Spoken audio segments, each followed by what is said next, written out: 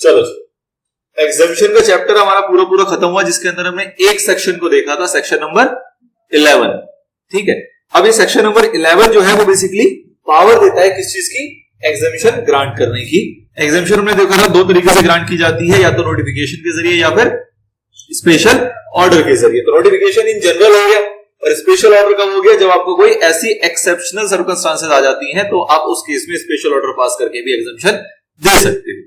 फिर उसके बाद उसके अंदर गए तो हमें पता लगा कि कई सारे गुड्स को एग्जाम किया गया है, कई सारी सर्विसेज को एग्जाम किया है। गुड्स के लिए कुछ एग्जांपल्स थे, इतना डीप पे लेके नहीं गया क्योंकि उसमें बहुत सारे आइटम है और हर एक आइटम में जाने की आवश्यकता नहीं है। लेकिन जब सर्विसेज की बात की तो हमने वहां पे हेडिंग्स देखी कितनी, 23 हमारे ऐसी कैटेगरीज थी जिसके अंदर मल्टीपल एंट्रीज हैं और उसको एग्जेम्प्ट किया हुआ है जीएसटी से, subject to certain terms and conditions जो भी उसके अंदर लगी हुई है। ठीक है, तो वन बाय वन इन्हीं चीज को रिवाइज करना है। जो मेन चैप्टर का बेस है वो वही 23 सर्विसेज के ऊपर है, वो 23 हेडिंग सर्विसेज की जिसको की एग्जेम्पशन मिली हुई है, उन्हीं को समझना है उसी चैप्टर में। मतलब पूरा जो हमारा टाइम गया वो उसी को रिवाइज करने में, मतलब उसी को करने में गया था, अब उसको रिवाइज करने में जाएगा। गुड्स को कोई नहीं पूछ रहा, सब सर्विसेज की बात कर रहे हैं। उसमें कुछ आपके हेडिंग्स हैं जो कि कुछ ज्यादा इंपॉर्टेंट नेचर के थे, कुछ ऐसे थे जो कि पढ़ के खत्म होने जैसे वाले थे, जैसे कि LIC वाला था, जनरल इंश्योरेंस वाला था, ये बहुत रेयर इंपॉर्टेंस में आते हैं। बट कुछ एक ऐसी थी जिसके अंदर कॉन्सेप्ट थे, अमाउंट था, जैसे हमने अनइनकॉर्पोरेटेड बॉडी वाला देखा था, हाउसिंग सोसाइटी वाला 7,500 वाला, वो एक इंपॉर्टेंट कैटेगरी का था। चैरिटेबल इंस्टीट्यूशन इंपॉर्टेंट कैटेगरी का है, health care services important category का है। तो ये कुछ ऐसे हैं जो कि इंपॉर्टेंट कैटेगरी के एग्जाम्पशन है जिसके ऊपर क्वेश्चन आते हैं आपके। एडवोकेट वाला इंपॉर्टेंट कैटेगरी का है। ठीक है, इस तरीके से कुछ इंपॉर्टेंट कैटेगरी के हैं, तो इसको वन बाय वन रिवाइज करेंगे। मोटा हमें 1 घंटा लगेगा, बट रिवाइज हो जाएगा।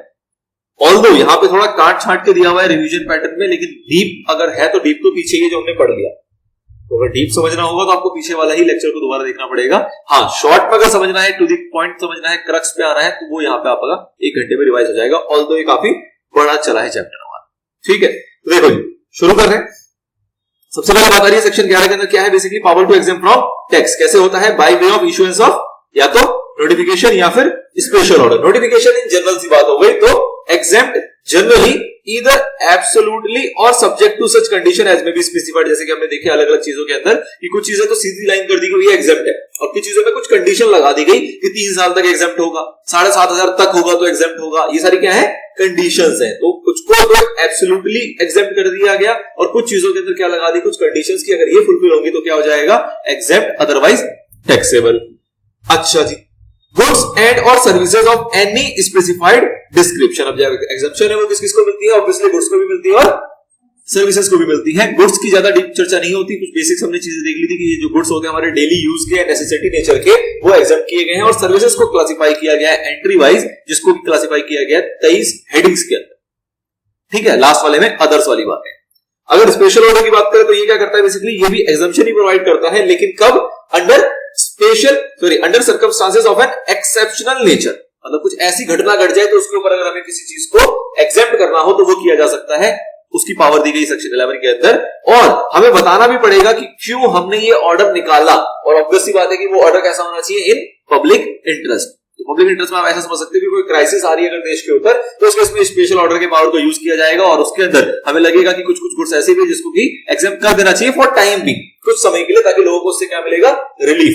तो ऐसा किया जा सकता है, उसकी पावर है सेक्शन 11 के अंदर। ठीक है, बाकी गुड्स की चर्चा रिवीजन में आएगी नहीं, मेन बातें किसकी आएंगी, सर्विसेज के, जिसको एग्जेम्प्ट किया गया। सबसे पहले हमने इसके अंदर देखा था services related to charitable and religious activity, important है काफी ज्यादा। तो इसके अंदर क्या कहा गया था कि चैरिटेबल एक्टिविटीज होनी चाहिए बाय एन एंटिटी, कौन सी एंटिटी, जो कि रजिस्टर्ड है under section 12AA of income tax act. तो इसके अंदर रजिस्टर्ड होंगी तो वो चैरिटेबल ऑर्गेनाइजेशन की टैग आ गया उसके ऊपर। उसके बाद वो एक्टिविटीज भी अगर चैरिटेबल नेचर की करेंगी तो हमारा कहलाएगा कि उसको एग्जेम्पशन मिल जाना चाहिए। Now services by a person by way of, और क्या क्या चीजें हैं, तो भैया आपने कोई रीजनल सेरेमनी करनी है, जैसे कि हमने देखा था इसके अंदर हवन पूजा वगैरह है, बर्थ के ऊपर है किसी के शादी वगैरह के ऊपर है, डेथ पे ना जाओ, तो उस टाइप की सेरेमनी जो है वो हमारी रिलीजियस सेरेमनी के अंदर आ गई। तो उस टाइप में जो दक्षिणा वगैरह हम देते हैं वो सारी हमारी एग्जामिनेशन का पार्ट हो जाता है।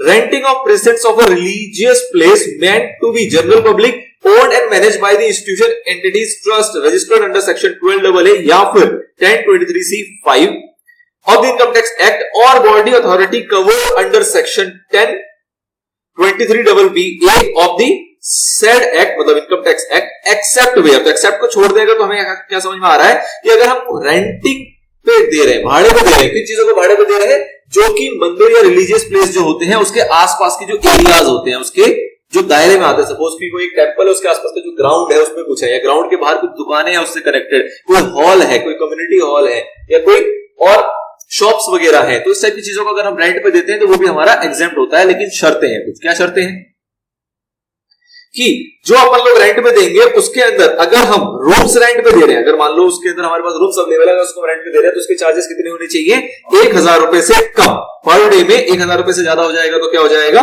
टैक्सेबल, और 1000 भी होगा तो भी क्या होगा, टैक्सेबल। तो 1000 से कम होना चाहिए। फिर दूसरा ऑप्शन था इसके अंदर कि अगर हम प्रीमाइसेस वगैरह को रेंट पे दे रहे हैं, प्रीमाइसेस का टर्म है यहाँ पे कम्युनिटी हॉल, बेसिकली जिसमें शादी वगैरह होती है, इस टाइप का कोई फंक्शन वगैरह होता है, उस टाइप के एरिया को अगर आप रेंट पे दे रहे हो तो वहां पे कंडीशन कितनी थी, 10,000 रुपए से कम। 10,000 या उससे ज्यादा होगा तो टैक्सेबल हो जाएगा पर डे का। जो रूम का 1000 है वो भी पर डे का है। उसके बाद पॉइंट आया था शॉप्स का, कि अगर शॉप्स को आप रेंट पे दोगे तो उसकी इसमें कंडीशन क्या थी कि आपका जो रेंट होना चाहिए शॉप का वो कितना होना चाहिए, 10,000 रुपए से कम, और ये 10,000 रुपए पर मंथ है, ये पर मंथ है। 10,000 या 10,000 से ज्यादा होगा तो दोनों केस में क्या हो जाएगा, टैक्सेबल। तो ये कंडीशन थी। उसके बाद हमने देखा जो तीर्थ यात्रा वगैरह करवाते हैं उसकी सर्विसेज वगैरह प्रोवाइड करते हैं, तो वो भी क्या था हमारा एग्जेम्प्ट, वो भी इसी के अंदर कवर होगा। Services by way of specified organisation, जैसे कि हज कमेटी वगैरह, in respect of religious pilgrimage, हज एंड कैलाश मानसरोवर यात्रा। तो इस टाइप की अगर कोई सर्विसेज प्रोवाइड कर रहा है तो वो भी क्या है, एग्जेम्प्ट। उसके बाद हमने देखा था ट्रेनिंग और कोचिंग की बातें, कि भैया अगर ट्रेनिंग या कोचिंग की एक्टिविटी है, रिक्रिएशनल एक्टिविटी है, किसके संदर्भ में था, तो यहाँ पे 3 बातें बताई गई थी। कौन कौन सी, आर्ट कल्चर था, और तीसरा कौन सा था, स्पोर्ट्स। तो आर्ट के सेंस में, कल्चर के सेंस में, या फिर स्पोर्ट्स के सेंस। जब स्पोर्ट्स होगा तो वहां पे कंडीशन और जुड़ा दी थी, क्या, कि sports by charitable entities registered under section 12AA, मतलब आर्ट्स और कल्चर वाले अगर ट्रेनिंग दे रहे हैं और वो रजिस्टर्ड नहीं भी होंगे तो भी चलेगा। लेकिन अगर कोई स्पोर्ट्स के संदर्भ में अगर ट्रेनिंग दे रहा है, कोचिंग दे रहा है, तो उसको क्या होना पड़ेगा, रजिस्टर्ड अंडर चैरिटेबल एक्टिविटी, जो सेक्शन है 12AA का, उसके अंदर उसको रजिस्टर होना पड़ेगा। ये बातें थी। तो ये सारी चीजें हमारी कौन सी थी, चैरिटेबल या फिर रिलीजियस से रिलेटेड, जिसको कि एग्जाम किया गया था कैटेगरी नंबर 1। कैटेगरी नंबर 2 आया था हमारा एग्रीकल्चर रिलेटेड सर्विसेज।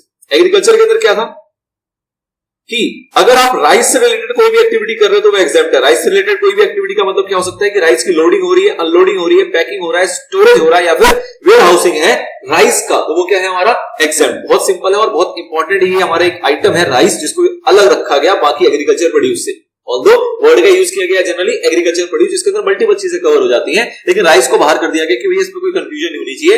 राइस के संदर्भ में आप कोई भी एक्टिविटी करोगे तो वो सारा क्या है, एग्जेम्प्ट। आगे फिर कुछ चीजें यहां पे थी जिसको एग्रीकल्चर प्रोड्यूस में शामिल नहीं किया जाता, तो उनको कहा गया कि भैया इन चीजों को भी अगर आप स्टोर या वेयर हाउसिंग की सर्विसेज दोगे तो क्या माना जाएगा, एग्जेम्प्ट। नीचे हमने देखा था इसके अंदर क्या कि एग्रीकल्चर प्रोड्यूस की स्टोरेज हो, लोडिंग हो, अनलोडिंग हो, या वेयर हाउसिंग की सर्विसेज हो, तो वो क्या हो जाती है, एग्जेम्प्ट। लेकिन एग्रीकल्चर प्रोड्यूस में ये कुछ आइटम्स नहीं आते, ये जो कुछ आइटम्स है ये एग्रीकल्चर प्रोड्यूस में नहीं आते, तो इसलिए इसको एक अलग से इंसर्ट किया गया कि भैया अगर इनकी वेयर हाउसिंग की फैसिलिटी है, इनकी वेयर हाउसिंग की सर्विसेज है, तो वो भी क्या है हमारी एग्जेम्प्ट। अगर इनकी लोडिंग अनलोडिंग होगी तो क्या हो जाएगी, टैक्सेबल। इनकी लोडिंग अनलोडिंग होगी तो क्या हो जाएगी, टैक्सेबल। तो यहाँ पे कुछ चुनिंदे चीजें हैं जिनकी स्टोरेज या वेयर हाउसिंग की अगर सर्विसेज है तो वो एग्जेम्प्ट कहलाती है, जैसे कि cereals, pulses, fruits, nuts and vegetables, spices, copra, sugar cane, jaggery, raw vegetable fibre such as cotton, flax, jute, etc, indigo, unmanufactured tobacco, betel leaves, tendu leaves, coffee and tea. तो important था आपका coffee and tea वाला, all the बाकी भी नाम आपको पता होने चाहिए, मोटा मोटा किसी भी नाम से आपका सवाल बनके आ सकता है। जैसे जैगरी है, this is not again agriculture produce, ये किससे बनता है हमारा, शुगर केन से। शुगर केन जो है वो एग्रीकल्चर प्रोड्यूस है, लेकिन जैगरी जो है वो हमारा एग्रीकल्चर प्रोड्यूस नहीं है। टी कॉफी में हमने देखा था कि जो टी कॉफी की पत्तियां होती हैं, लीव्स होते हैं, वो क्या होते हैं, एग्रीकल्चर प्रोड्यूस, लेकिन जब वो कन्वर्ट होगा टी या कॉफी के अंदर तो वो एग्रीकल्चर प्रोड्यूस नहीं रह जाता। ये इसकी डीप की बातें थी। तो मुद्दा क्या है कि ये एग्रीकल्चर प्रोड्यूस में तो नहीं आते, लेकिन इसकी भी अगर स्टोरेज या वेयर हाउसिंग की सर्विसेज को प्रोवाइड कर रहा है तो क्या है, एग्जेम्प्ट। ठीक, आगे फ्यूमिगेशन वाला एक पॉइंट है, हमेशा याद रखना है कि एग्रीकल्चर प्रोड्यूस का जो वेयर हाउस है अगर उसके अंदर फ्यूमिगेशन वगैरह हो रही है, मतलब धुएं वगैरह दिए जा रहे हैं ताकि इंसेक्ट्स वगैरह मारे जा सके या उनको बचा के रखा जा सके, तो इस टाइप की अगर सर्विसेज को दे रहा है तो वो भी क्या है, एग्जेम्प्ट। उसके बाद artificial insemination of live stocks other than horse's, तो ये भी क्या है हमारा, एग्जेम्प्ट। उसके बाद आ रहा था कि भैया कोई इंटरमीडिएट प्रोडक्शन प्रोसेस है, इसके ऊपर हमने लंबी चर्चा करी थी कि भैया जो फार्मर्स वगैरह होते हैं वो एग्रीकल्चर प्रोड्यूस को बनाते हैं, मतलब उसको एक तरीके से प्रोडक्शन करते हैं उसका, और उस दौरान अगर उनको कोई सर्विसेज वगैरह प्रोवाइड कर रहा है एज ए इंटरमीडिएटरी, तो वो क्या है हमारा, एग्जेम्प्ट। इसके अंदर क्लैरिफिकेशन ये थी कि भैया अगर प्रोड्यूस हमारा हो गया, एग्रीकल्चर प्रोड्यूस हमारा आ गया, उसके बाद अगर कोई सर्विसेज दे रहा है तो वो एग्जेम्प्ट नहीं है। बट उस प्रोडक्शन करते वक्त फार्मर्स की कोई हेल्प कर रहा है एज अ इंटरमीडिएटरी, तो वो क्या है हमारा एग्जाम्पल। तो ये थोड़ा सा डिफरेंस है इसके बीच में। Carrying out an intermediate production process as a job work in relation to cultivation of plant and rearing of animal, except क्या था हमारा हॉर्सेस, किस चीज के लिए, for food, fibre, fuel, raw material और अदर सिमिलर प्रोडक्ट्स और agriculture produce. ठीक है ना। इसके बाद बात आ रही थी किस चीज की, कि अगर कल्टीवेशन ऑफ प्लांट या फिर रेयरिंग ऑफ एनिमल्स से रिलेटेड अगर कोई सी भी सर्विसेज होंगी तो वो भी क्या होती है हमारी एग्जाम। तो उसके अंदर कई सारी चीजें बताई गई थी। मेन हेडिंग इसकी क्या थी, cultivation of plant and rearing of animals. तो मेन क्या है कि सर्विस है इनके रिलेशन में, रिलेटिंग टू, इनके रिलेशन में, मतलब ये काम मेन ऑब्जेक्ट हमारा ये काम हो रहा है और इसके संदर्भ में अगर ये सारी सर्विसेज भी दी जाएंगी तो वो भी क्या होंगी हमारी एग्जाम। किसके संदर्भ में, cultivation of plant and rearing of animal. हमेशा क्या निकाल देंगे हम उसमें से, हॉर्सेस को बाहर कर देंगे। काहे के लिए, तो food, fibre, fuel, raw material and other similar products और agriculture produce by way of, इस तरीके से, इन जरियों से अगर सर्विसेज दी जा रही होंगी जो कि इनके रिलेशन में है तो वो भी क्या है हमारा एग्जाम। तो क्या क्या चीजें हैं इसके अंदर, कोई भी ऐसा एग्रीकल्चर ऑपरेशन जो कि डायरेक्टली रिलेटेड है, कोई भी ऐसा ऑपरेशन जो कि क्या है डायरेक्टली रिलेटेड है किस चीज से, production of any agriculture produce including cultivation, harvesting, threshing, plant production और टेस्टिंग। तो ये सारी सर्विसेज जो होंगी वो क्या होंगी हमारी एग्जाम। फार्म लेवल अगर कोई सप्लाई कर रहा है, फार्म में एग्रीकल्चर एरिया में अगर कोई काम करने के लिए, फार्म वगैरह में अगर कोई काम करने के लिए लेबर सप्लाई करता है तो वो भी क्या है हमारा एग्जाम। उसके बाद हमने देखा था कि एग्रीकल्चर फार्म होते हैं जहां पे एग्रीकल्चर प्रोड्यूस लाया जाता है और उसके अंदर उस एग्रीकल्चर प्रोड्यूस की सफाई वगैरह की जाती है, उसकी पैकिंग वगैरह की जाती है। तो इस टाइप की अगर कोई सर्विसेज दे रहा है एग्रीकल्चर फार्म के अंदर तो वो भी क्या होता है एग्जाम। शर्त बस क्या थी कि उसका जो एसेंशियल कैरेक्टरिस्टिक्स है वो अल्टर नहीं होना चाहिए। आलू का आलू ही रहना चाहिए, चिप्स नहीं बनना चाहिए, टमाटर का टमाटर रहना चाहिए, उसके केचप नहीं बनने चाहिए। जो एसेंशियल कैरेक्टरिस्टिक्स है वो वही रहनी चाहिए। उसकी सफाई धुलाई वगैरह हो रही है, उसको पैकिंग के फॉर्म में लाया जा रहा है ताकि उसको मार्केट में बेचा जा सके। कौन सी मार्केट में, प्राइमरी मार्केट में। तो ये कुछ इंपॉर्टेंट टर्म्स थे। तो क्या कह रहा है, processes carried out at an agriculture farm including tending, pruning, etc and such like operation which do not alter the essential characteristics of agriculture produce but make it only marketable for the primary market. तो ये पूरी इसके जितने भी terms हैं सारे के सारे इंपॉर्टेंट थे, इनके ऊपर सवाल देखे थे आपने।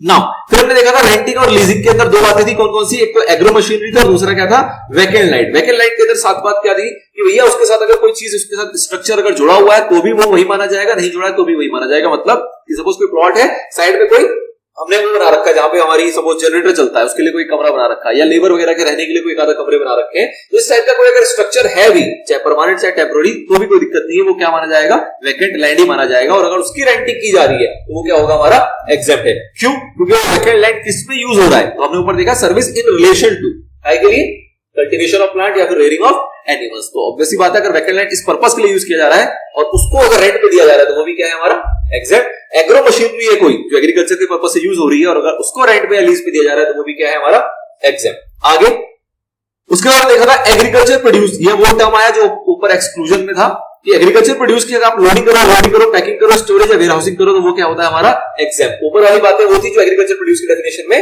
नहीं आती, तो उसको सिर्फ कहा गया कि स्टोरेज एग्जैम्प्ट है। बट अगर एग्रीकल्चर प्रोड्यूस होगा तो उसके इसमें लोडिंग, अनलोडिंग, पैकिंग और स्टोरेज सबके सब क्या है एग्जैम्प्ट। एक और टर्म देखा था हमने एग्रीकल्चर एक्सटेंशन सर्विसेज, मतलब एग्रीकल्चर को बढ़ावा देने के लिए अगर उनको शिक्षा प्रदान की जा रही है, इस टाइप से अगर कोई एक्सटेंशन की सर्विसेज दी जा रही है जिससे कि एग्रीकल्चर स्ट्रांग हो सके, उनको हिम्मत आए, वो कुछ नया सीखे और नई तरीके से पैदावार वगैरह करें, तो इस टाइप की अगर कोई एक्सटेंशन सर्विसेज वगैरह दे रहा है एग्रीकल्चर को प्रमोट करने के लिए, फार्मर्स को स्किल एनहेंस करने के लिए, तो वो भी क्या है हमारा एग्जैक्ट। उसके बाद हमने देखा था एपीएमसी होता है हमारा एग्रीकल्चर प्रोड्यूस मार्केट कमेटी, या फिर इस टाइप की कोई बोर्ड वगैरह होती है जो कि स्टेट लेवल पे काम करती है, फार्मर्स वगैरह के, जो कि मंडी ऑपरेट करती है कहीं ना कहीं, तो ये लोग भी सर्विसेज देते हैं और वो जो सर्विसेज देते हैं वो भी क्या कहलाता है हमारा एग्जैम्प्ट। जो ये कमीशन वगैरह चार्ज करते हैं या रेंट वगैरह चार्ज करते हैं तो वो भी क्या कहलाता है हमारा एग्जैम्प्ट कहलाता है। ठीक है, चलिए फिर उसके बाद आया services by way of fumigation in a warehouse of agriculture produce. तो हमने ऊपर भी ये चीज देखी थी, वही चीज यहाँ पे दोबारा रिपीट हो रही है कि फ्यूमिगेशन की अगर सर्विस दी जा रही है वेयरहाउस के अंदर तो वो भी क्या है हमारा एग्जैम्प्ट। तो ये था all about agriculture related services. अगला आता है आपका एजुकेशन सर्विसेज। एजुकेशन में आपने क्या देखा था कि अगर सर्विसेज प्रोवाइड की जा रही है किसके द्वारा, एजुकेशनल इंस्टीट्यूशन के द्वारा। एजुकेशनल इंस्टीट्यूशन के अंदर कितने टर्म्स थे हमारे, चार, एक प्री स्कूल था, एक up to higher secondary school था, एक हमारा जो कॉलेजेस वगैरह डिग्री कॉलेजेस होते हैं जो कि आपको कोर्स के फॉर्म में एक रिकॉग्नाइज्ड डिग्री प्रोवाइड करते हैं अंडर एनी लॉ, और चौथा था हमारा वोकेशनल। ठीक है, ये चार कैटेगरी थी, इसको हम एजुकेशनल इंस्टीट्यूशन मानते हैं जो इन चार चीजों में इन्वॉल्व होते हैं। उसमें हमने देखा कि अगर एजुकेशनल इंस्टीट्यूशन जो है वो सर्विसेज प्रोवाइड कर रहा है किसको, स्टूडेंट्स, फैकल्टी या स्टाफ को, या फिर कोई भी एंट्रेंस एग्जाम वगैरह कंडक्ट करा रहे हैं और उसके बदले वो क्या ले रहे हैं, एंट्रेंस फी, तो वो भी हमारा क्या है, एग्जेम्प्ट। फिर हमने इसके अंदर कुछ क्लासिफिकेशन की थी, इसमें हमने क्या देखा था कि अगर इनको सर्विसेज मिलेंगी तो कौन कौन सी सर्विसेज एग्जेम्प्ट होगी, मतलब कि एजुकेशनल इंस्टीट्यूशन को अगर कोई सर्विस देगा तो कौन कौन सी सर्विस एग्जेम्प्ट होगी। तो हमने यहां पे क्या देखा था कि अगर प्राइमरी प्री स्कूल जो है और जो हमारे अप टू हायर सेकेंडरी वाले हैं उसके केस में 3 सर्विसेज हमारी एग्जेम्प्ट थी। कौन कौन सी, ट्रांसपोर्टेशन की, केटरिंग की और सिक्योरिटी, क्लीनिंग, हाउसकीपिंग से रिलेटेड सर्विसेज थी, तो वो हमारी एग्जेम्प्ट हो जाती है। किनके लिए एग्जेम्प्ट है, सिर्फ और सिर्फ उनके लिए जो कि प्री स्कूल एजुकेशन में इन्वॉल्व है या फिर education up to higher secondary school में इन्वॉल्व है। अगर उनको ये 3 सर्विसेज लेनी है किसी से तो उसके ऊपर जीएसटी देने की आवश्यकता नहीं है। उसके बाद हमने देखा था क्या कि भैया एडमिशन या एग्जामिनेशन से रिलेटेड अगर कोई सर्विसेज लेता है तो कोई भी एजुकेशनल इंस्टीट्यूशन ले ले उसके लिए वो क्या है, एग्जेम्प्ट। चारों में से कोई भी, प्री स्कूल हो, अप टू हायर सेकेंडरी हो या फिर वोकेशनल वाला हो, चाहे वो डिग्री कॉलेज हो, सभी के लिए क्या है वो एग्जेम्प्ट। और फिर हमने देखा था क्या कि जो हमारे ऑनलाइन जर्नल्स होते हैं या पीरियडिकल्स वगैरह होते हैं, ये सिर्फ किनके लिए एग्जेम्प्ट है, उनके लिए जो कि डिग्री कॉलेज वगैरह होते हैं, जो कि एज अ करिकुलम एक कोर्स प्रोवाइड करते हैं जिससे कि आपको डिग्री हासिल होती है अंडर एनी लॉ, जो हमारा थर्ड वाला पॉइंट था। तो वैसे एजुकेशनल इंस्टीट्यूशन बेसिकली कॉलेजेस वगैरह हो गए जो कि हायर सेकेंडरी बाद की एजुकेशन देते हैं और वो वोकेशनल नहीं होते, तो वैसे वाले कॉलेज वगैरह अगर इस टाइप की सर्विसेज किसी लेते हैं ऑनलाइन जर्नल या पीरियडिकल्स की, तो वो भी क्या है हमारी एग्जेम्प्ट। 5 कैटेगरी थी, इस तरीके से हमने इसको पढ़ा था पहले। नेक्स्ट आता है हमारा कौन सा, health care services. Health care services में बेसिकली हमने क्या देखा कि जो हेल्थ केयर सर्विसेज प्रोवाइड की जाती है किन किन के द्वारा, तो 3 बातें थी यहाँ पे, क्लिनिकल एस्टेब्लिशमेंट के द्वारा या फिर ऑथराइज मेडिकल प्रैक्टिशनर के द्वारा या फिर पैरामेडिक्स के द्वारा। तो इन तीनों में से कोई भी अगर हेल्थ केयर सर्विसेज देगा तो वो क्या है हमारा एग्जेम्प्ट। अलॉन्ग विद दैट हमने देखा था कि एम्बुलेंस की जो सर्विस दी जाती है इनमें से किसी के भी द्वारा, मतलब एक तो हो गया कि ये क्लिनिकल एस्टेब्लिशमेंट वगैरह दे रहा होगा एम्बुलेंस की सर्विस, वो तो है ही, उसके अलावा भी अगर कोई व्यक्ति ऐसा है या जो सिर्फ और सिर्फ ट्रांसपोर्टेशन ऑफ जो हमारे पेशेंट्स वगैरह होते हैं उनके ट्रांसपोर्टेशन के अंदर इन्वॉल्व है या फिर एम्बुलेंस की सर्विस देता है वो, तो वो भी क्या है हमारा एग्जेम्प्ट, चाहे वो क्लिनिकल एस्टेब्लिशमेंट हो चाहे ना हो, मतलब other than these three, transportation of patient in ambulance by any person other then specified above. तो इन तीनों के अलावा कोई और व्यक्ति भी अगर एम्बुलेंस की फैसिलिटी दे रहा है, उसकी ट्रांसपोर्टेशन की फैसिलिटी दे रहा है, तो वो क्या है एग्जेम्प्ट। नाउ उसके बाद हमने देखा था ब्लड बैंक से रिलेटेड तो stem cell preservation by cord blood bank और any other service in relation to such preservation, मतलब इससे रिलेटेड अगर कोई और भी सर्विसेज है तो वो सारी की सारी क्या है एग्जेम्प्ट। इन शॉर्ट आपको ये रखना है कि जो ब्लड बैंक से रिलेटेड जो सर्विसेज होती है वो क्या होती है हमारी एग्जेम्प्ट। उसके बाद एक तीसरा भी था जिसके अंदर हम ज्यादा डीप में नहीं गए थे, जहां पे हेल्थ केयर सर्विसेज की बात हो रही है किस संदर्भ में, एनिमल या बर्ड्स के लिए, तो वो भी हमारा क्या है exempt. Now services provided by government, ये बहुत लंबी चौड़ी बातचीत थी इसके अंदर कि भैया गवर्नमेंट के द्वारा अगर सर्विसेज प्रोवाइड की जा रही है तो कौन कौन सी हमारी एग्जेम्प्ट होती है। इसके अंदर हमने देखा था कि कौन कौन सी एग्जेम्प्ट नहीं होती है, वो वाली चीज भी इसके अंदर आई थी।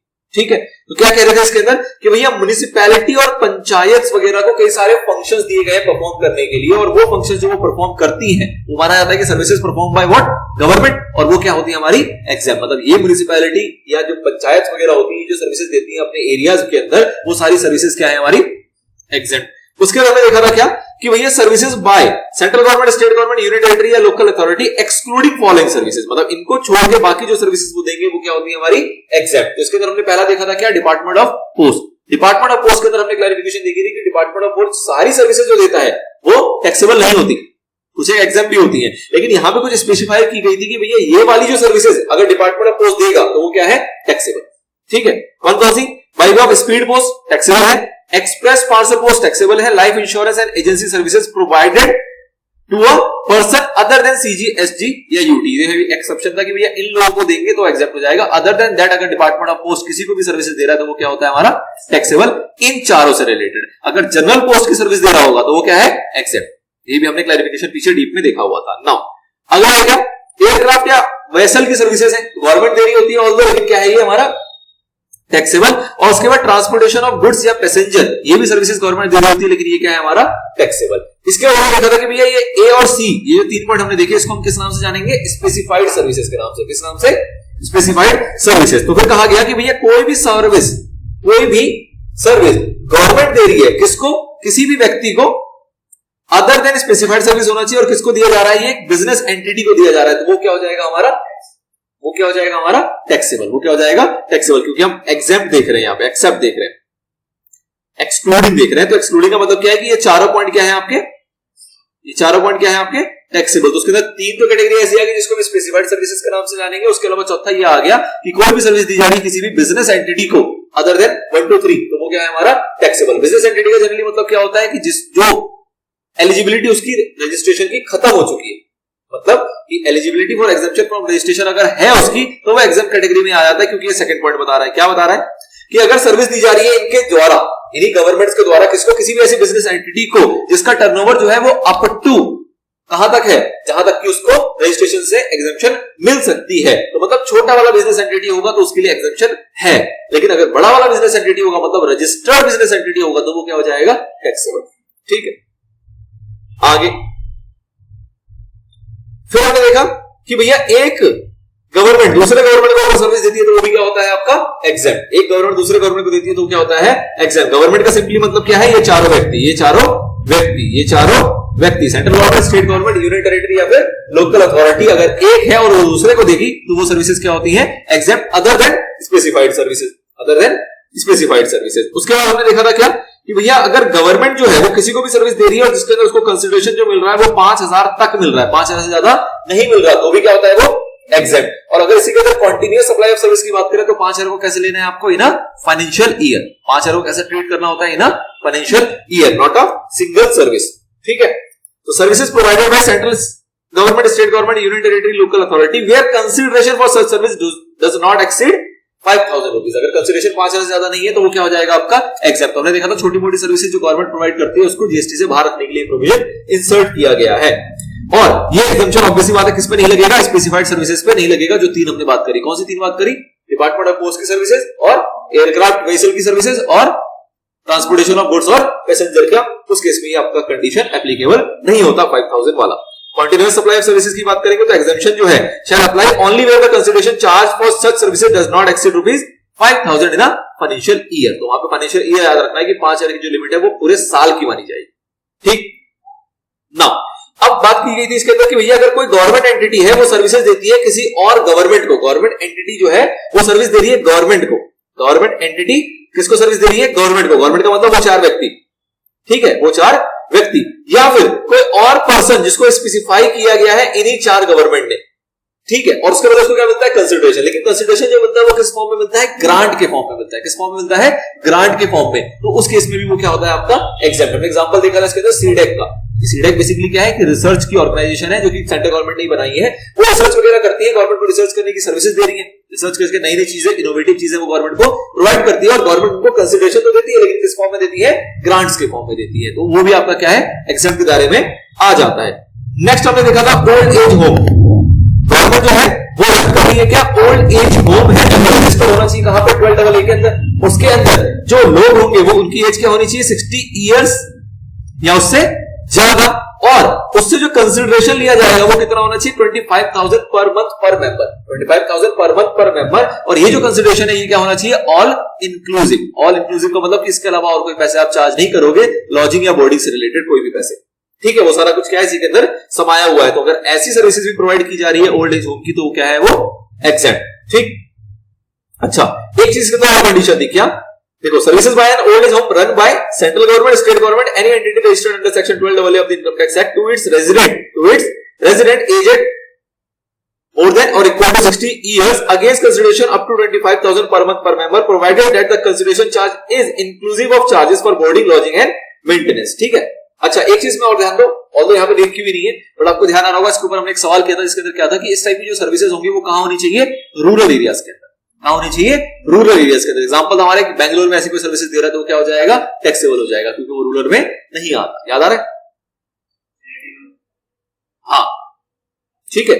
चलो ना, services supplied by central government, state government, union territories to their undertaking और पीएसयूज। आपको इसका एग्जांपल मैंने बताया था कि जो जनरली गवर्नमेंट्स होती हैं वो क्या करती है अपने पीएसयूज के लिए, मतलब कि एक सेंट्रल गवर्नमेंट होगी, एक इसकी पब्लिक सेक्टर अंडरटेकिंग है और ये हमारे होते हैं बैंक्स। तो ये लोग क्या करते हैं, बैंक्स को बोलते हैं कि भैया तुम इनको लोन दे दो, कोई दिक्कत नहीं है, हम गारंटी देते हैं कि अगर ये पीएसयू पैसे नहीं दे पाई तो हम बैंक को वापस कर देंगे। तो इस टाइप की गारंटी जो बैंक्स को दिया जा रहा है गवर्नमेंट्स के द्वारा, एक प्रकार से क्या है सर्विसेज, वो क्या एक प्रकार से सर्विसेज है। तो ये सर्विसेज भी क्या होती है आपकी एग्जेम्प्ट। उसके बाद जो रजिस्ट्रेशन की सर्विसेज होती है वो भी क्या मानी जाती है आपकी एग्जेम्प्ट, मतलब service provided by central government, state government, union territory या local authority by way of registration required under any law for timing in force. जैसे कि मैंने बताया था आपको वैट का रजिस्ट्रेशन पहले होता था, सर्विस सेक्टर रजिस्ट्रेशन होता था, तो इसमें फीस लगती थी गवर्नमेंट की। तो इस टाइप से कोई और भी मल्टीपल टाइप की रजिस्ट्रेशन होती है जो कि गवर्नमेंट कराती है, किसी लॉ के तहत कराती है, तो उसमें जो फीस लगती है वो फीस क्या है आपकी एग्जेम्प्ट। और उसके अलावा हमने देखा कि वो अगर टेस्टिंग, कैलिब्रेशन, सेफ्टी चेक और सर्टिफिकेशन रिलेटेड टू प्रोटेक्शन और सेफ्टी ऑफ वर्कर्स, कंज्यूमर और पब्लिक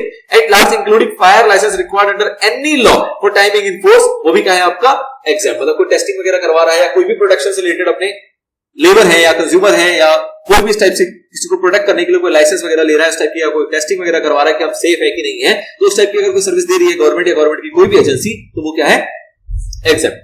उसके अलावा देखा था कि गवर्नमेंट जो होती है वो इशू करती है मल्टीपल टाइप्स के सर्टिफिकेट्स वगैरह, जैसे कि पासपोर्ट इशू करना, डेथ सर्टिफिकेट, बर्थ सर्टिफिकेट, आपका ड्राइविंग लाइसेंस वगैरह हो गए। तो इस टाइप की चीजें जो वो हमें प्रोवाइड करती है एक जनरल पब्लिक को, वो भी क्या है हमारी एग्जाम की सर्विसेज के अंदर कवर हो जाता है। फिर एक बहुत प्यारा एग्जांपल हमारा tolerating of non performance of a contract, जिसके अंदर देखा था क्या ब्रीच ऑफ कॉन्ट्रैक्ट का पॉइंट, कि भैया अगर गवर्नमेंट ने किसी को कॉन्ट्रैक्ट दिया था उसने उसको ब्रीच कर दिया तो उससे वो क्या लेगी, पेनल्टी लेगी, फाइन लेगी, और जो पेनल्टी और फाइन लेगी उस पर जीएसटी नहीं लगेगा। लेकिन अगर वही कोई प्राइवेट पार्टी को पेनल्टी फाइन देना पड़ रहा है तो उस पर क्या लगेगा, जीएसटी लग जाएगा। मतलब क्या है कि अगर गवर्नमेंट आपसे कलेक्ट कर रही है फाइन तो उस पर आपको जीएसटी देने की आवश्यकता नहीं है, पर अगर दो व्यक्ति कैटेगरी में नहीं है और वो दो व्यक्ति अगर आपस में फाइन देंगे तो उसके ऊपर जीएसटी भी लगेगा। और वो जीएसटी किस चीज के ऊपर, बेसिकली जो ब्रीच ऑफ कॉन्ट्रैक्ट हुआ उस पर जो फाइन अराइज हुआ, क्योंकि वो आपकी बातें एग्रीमेंट में लिखी हुई थी।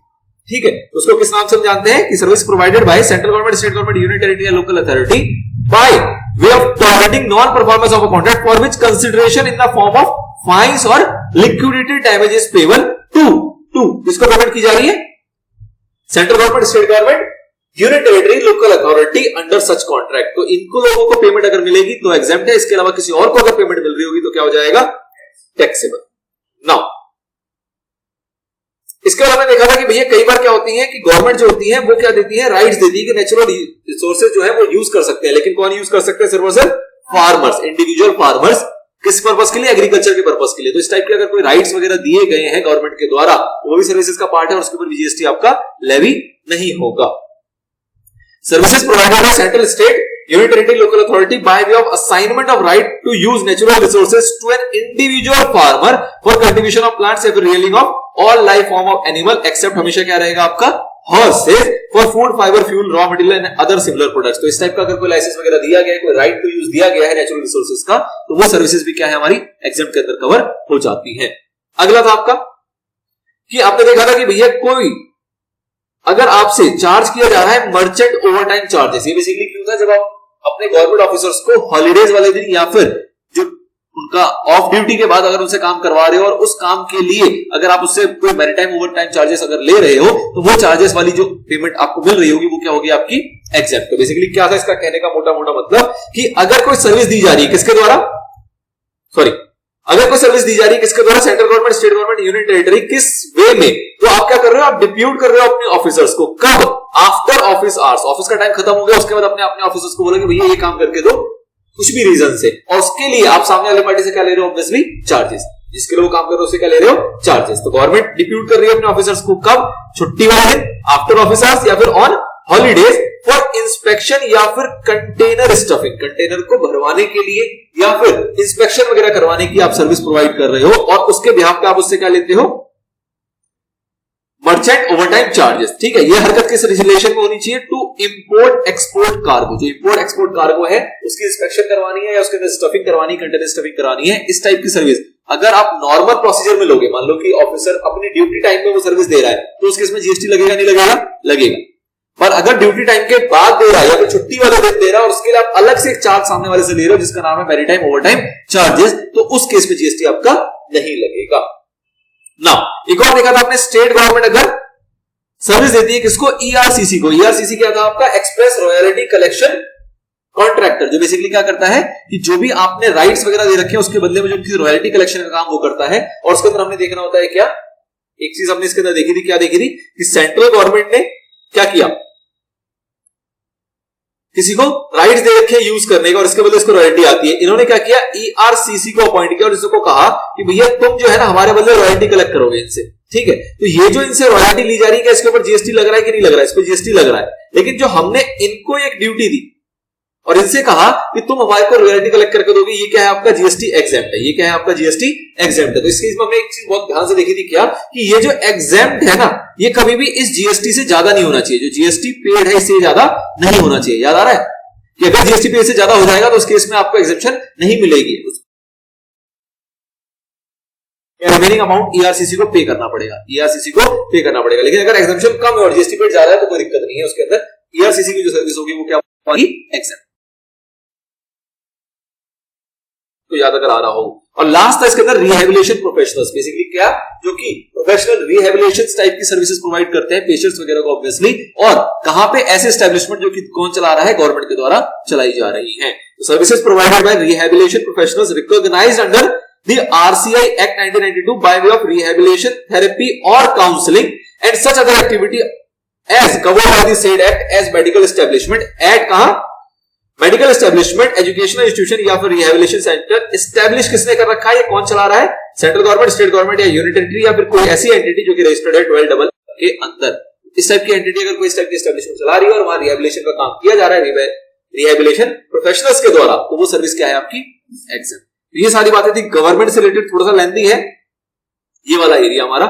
नेक्स्ट आता है इजी सा कंस्ट्रक्शन सर्विसेज। कंस्ट्रक्शन सर्विसेज में आपने क्या देखा था, कुछ योजना वाली बातें थी। उसके अंदर क्या कहा गया था कि अगर प्योर लेबर कॉन्ट्रैक्ट दिया जा रहा है जिसमें कि आप घर वगैरह बनवा रहे हो, उसके अंदर मॉडिफिकेशन वगैरह कर रहे हो, किस योजना के तहत, प्रधानमंत्री आवास योजना या फिर housing for all urban mission के तहत अगर इस टाइप की कोई एक्टिविटी की जा रही है, उसके अंदर आप प्योर लेबर कॉन्ट्रैक्ट लेते हो, मतलब उनसे सर्विसेज ले रहे हो जो कि प्योर लेबर नेचर का होना चाहिए, तो वो क्या है आपका, एग्जेम्प्ट।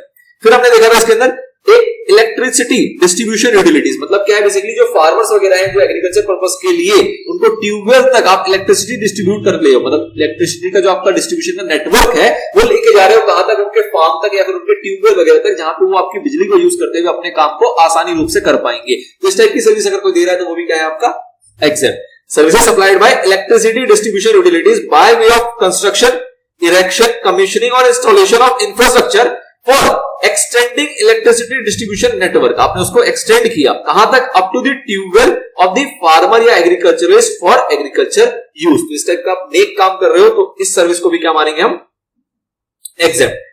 उसके बाद आपने देखा था कि भैया प्योर लेबर कॉन्ट्रैक्ट जो आपका ऊपर था वही वाला, अगर प्योर लेबर कॉन्ट्रैक्ट ले रहे हो किस चीज की, कंस्ट्रक्शन या अल्टरेशन या इंस्टॉलेशन वगैरह के लिए, एक single residential complex, single residential unit या फिर कोई रेजिडेंशियल कॉम्प्लेक्स जिसके अंदर मल्टीपल रेजिडेंशियल यूनिट आते हैं, तो उन दोनों केस में अगर आपने प्योर लेबर कॉन्ट्रैक्ट्स किए हैं तो वो क्या है आपका, एग्जेम्प्ट।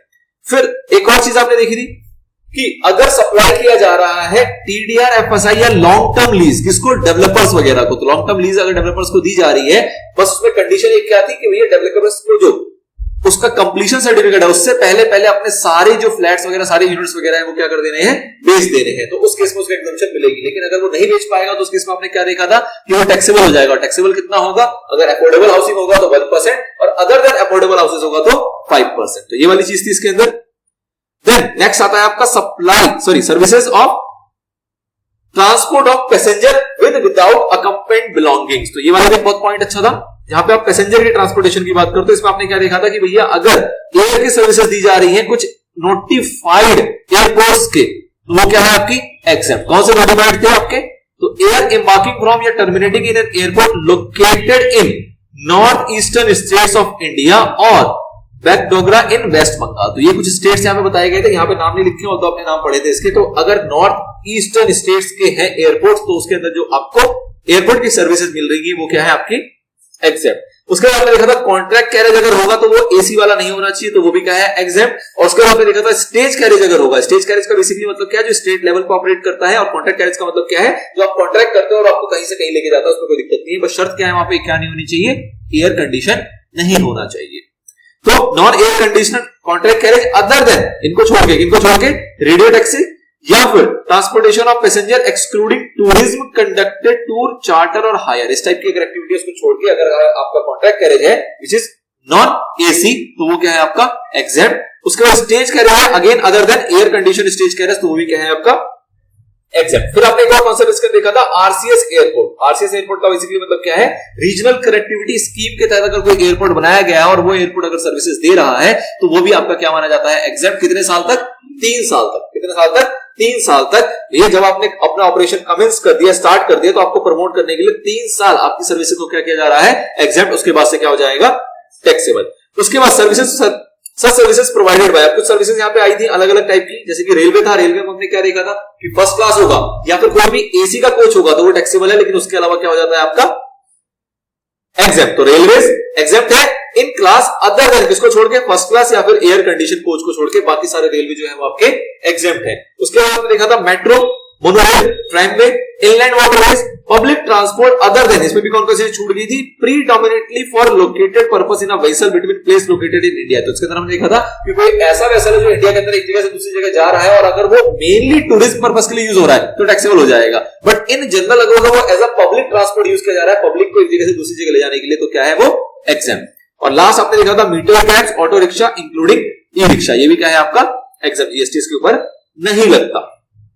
तो वही बात आनी थी goods transport services. Goods transport के अंदर जो कि जीटीए का बड़ा फॉर्म है, जीटीए का बड़ा फॉर्म है, इसके अंदर हमने क्या देखा था कि भैया गुड्स ट्रांसपोर्टेशन की अगर सर्विस दी जा रही है बाय रोड तो वो एग्जेम्प्ट होती है, लेकिन 2 लोगों को छोड़ के। कौन से 2 लोगों को? एक जीटीए को और एक कुरियर एजेंसी को। इन दोनों को छोड़ के आपका अगर गुड्स ट्रांसपोर्ट की सर्विसेज दी जा रही है बाय रोड तो वो क्या है? एग्जेम्प्ट, एक्सेप्ट जीटीए और एक्सेप्ट कुरियर। जीटीए हमने देखा था, जीटीए बेसिकली कौन होता है? यहां नहीं लिखा हो दो वैसे, पर जीटीए बेसिकली कौन होता है? जो क्या देता है आपको? Consignment note. क्या देता है? कंसाइनमेंट नोट जो इशू करता है वो आपका जीटीए कहलाता है। कंसाइनमेंट नोट का क्या मतलब था कि उसने रिस्क और रिवॉर्ड जो है वो सारा का सारा आपसे ले लिया। अब अगर सामान के अंदर कुछ भी नुकसान होगा तो उसकी जिम्मेदारी उसकी होती है। तो वो बेसिकली होता है कि आपसे जब उसने सामान लिया तो till the time of delivery, जब तक वो डिलीवर नहीं हो जाता तब तक उस गुड्स की सारी जिम्मेदारी किसकी है?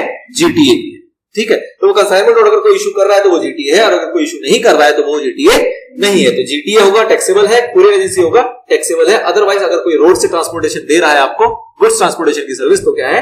एग्जेम्प्ट। फिर हमने देखा था इनलैंड वाटरवेज की अगर सर्विसेज होगी तो वो भी क्या होती है आपकी? एग्जेम्प्ट। तो इसको कैटेगराइज किया था हमने मोटा मोटा, और कैटेगराइज करके क्या समझ में आया था कि अगर रेलवे वेसल की बात करें तो रेलवे इक्विपमेंट्स या फिर कोई मटेरियल्स है तो वो क्या होते हैं आपके? एग्जेम्प्ट। अगर कोई आपके रेलवे इक्विपमेंट्स हैं या फिर कोई मटेरियल है तो वो क्या है आपका? एग्जेप्ट, अगर वो रेल या वेसल के थ्रू जा रहा होगा तो। और अगर गुड्स कैरेज की बात करें, जो कि ऑब्वियसली बात है, कैसे जाएगा? रोड पे जाएगा। गुड्स कैरेज जो है वो किस पे जाएगा? रोड पे जाएगा। तो उसके अंदर यूनिक कंडीशन क्या थी? अगर सिंगल कंसाइनमेंट है तो कहां तक की लिमिट थी? 1500 रुपए की। और अगर सिंगल कंसाइनी है तो कहां तक की लिमिट थी? 750 की। अगर सिंगल कैरेज है तो वो लेस देन या इक्वल टू होना चाहिए 1500, तो क्या माना जाएगा? एग्जेम्प्ट। मतलब 1500 भी है तो भी एग्जाम, उससे कम है तो भी एग्जाम। 1501 हो गया तो क्या हो जाएगा? Taxable in case of single consignment. और सिंगल कंसाइनी की बात करें तो लेस देन और इक्वल टू 750 तो क्या है हमारा? एग्जाम। ये हो गया आपका वेसल के रूप में, और ये हो गया आपके रोड के फॉर्म में। फिर कंबाइंड कुछ एग्जम्पशन थी। कंबाइंड एग्जम्पशन का मतलब क्या हुआ? चाहे आप रेल से जाओ, चाहे वेसल से जाओ, चाहे जीटीए के थ्रू जाओ, आपके ये सारी चीजें जो क्या है वो एग्जेम्प्ट है। ठीक है, समझ में आ रही है बात कि रेल वेसल में एक यूनिकनेस ये वाली थी, और रोड में मतलब जीटीए के केस में एक यूनिकनेस ये वाली थी जिसमें सिंगल कंसाइनमेंट या सिंगल कैरेज को हम देखते हैं। सिंगल कैरेज या सिंगल कंसाइनमेंट को, कंसाइनी को हम देखते हैं। बट कुछ कॉमन चीजें थी जो कि आप चाहे रेल से लेके जाओ, चाहे वेसल से लेके जाओ, चाहे जीटीए के थ्रू लेके जाओ, क्या है वो? एग्जेम्प्ट। तो वो कुछ आइटम्स थे यहाँ पे। कौन कौन से? एग्रीकल्चर प्रोड्यूस किसी से भी जाए एग्जेम्प्ट है। Milk, salt and food grain including flour, pulses and rice कहीं से भी जाए एग्जेम्प्ट है। ऑर्गेनिक मैन्योर, न्यूज़पेपर और magazine registered with the register of newspaper. खत्म नहीं हुआ। Defence, military equipment, relief material meant for victim of natural और man made disaster, calamities, accident और मिसहैप। तो इन चीजों से रिलेटेड अगर कोई भी गुड्स की मूवमेंट हो रही है तो वो किसी भी से भी हो, क्या है वो? एग्जेम्प्ट। इंपॉर्टेंट था ये। इसके बाद हमने क्या देखा था कि भैया अगर सर्विस प्रोवाइड की जाएगी जीटीए के द्वारा किसको? अनरजिस्टर्ड पर्सन को, तो वो भी क्या होता है हमारा? एग्जेम्प्ट। अनरजिस्टर्ड पर्सन के अंदर साथ ही में एक और चीज इंक्लूड हो जाता है हमारा unregistered CTP, casual taxable person. Unregistered casual taxable person except the following recipient. Except का मतलब क्या हुआ कि इनको अगर दी जाएगी जीटीए के द्वारा तो वो क्या हो जाएगा आपका? टैक्सेबल। अगर जीटीए के द्वारा इनको सर्विस दी जाएगी तो वो क्या है हमारा?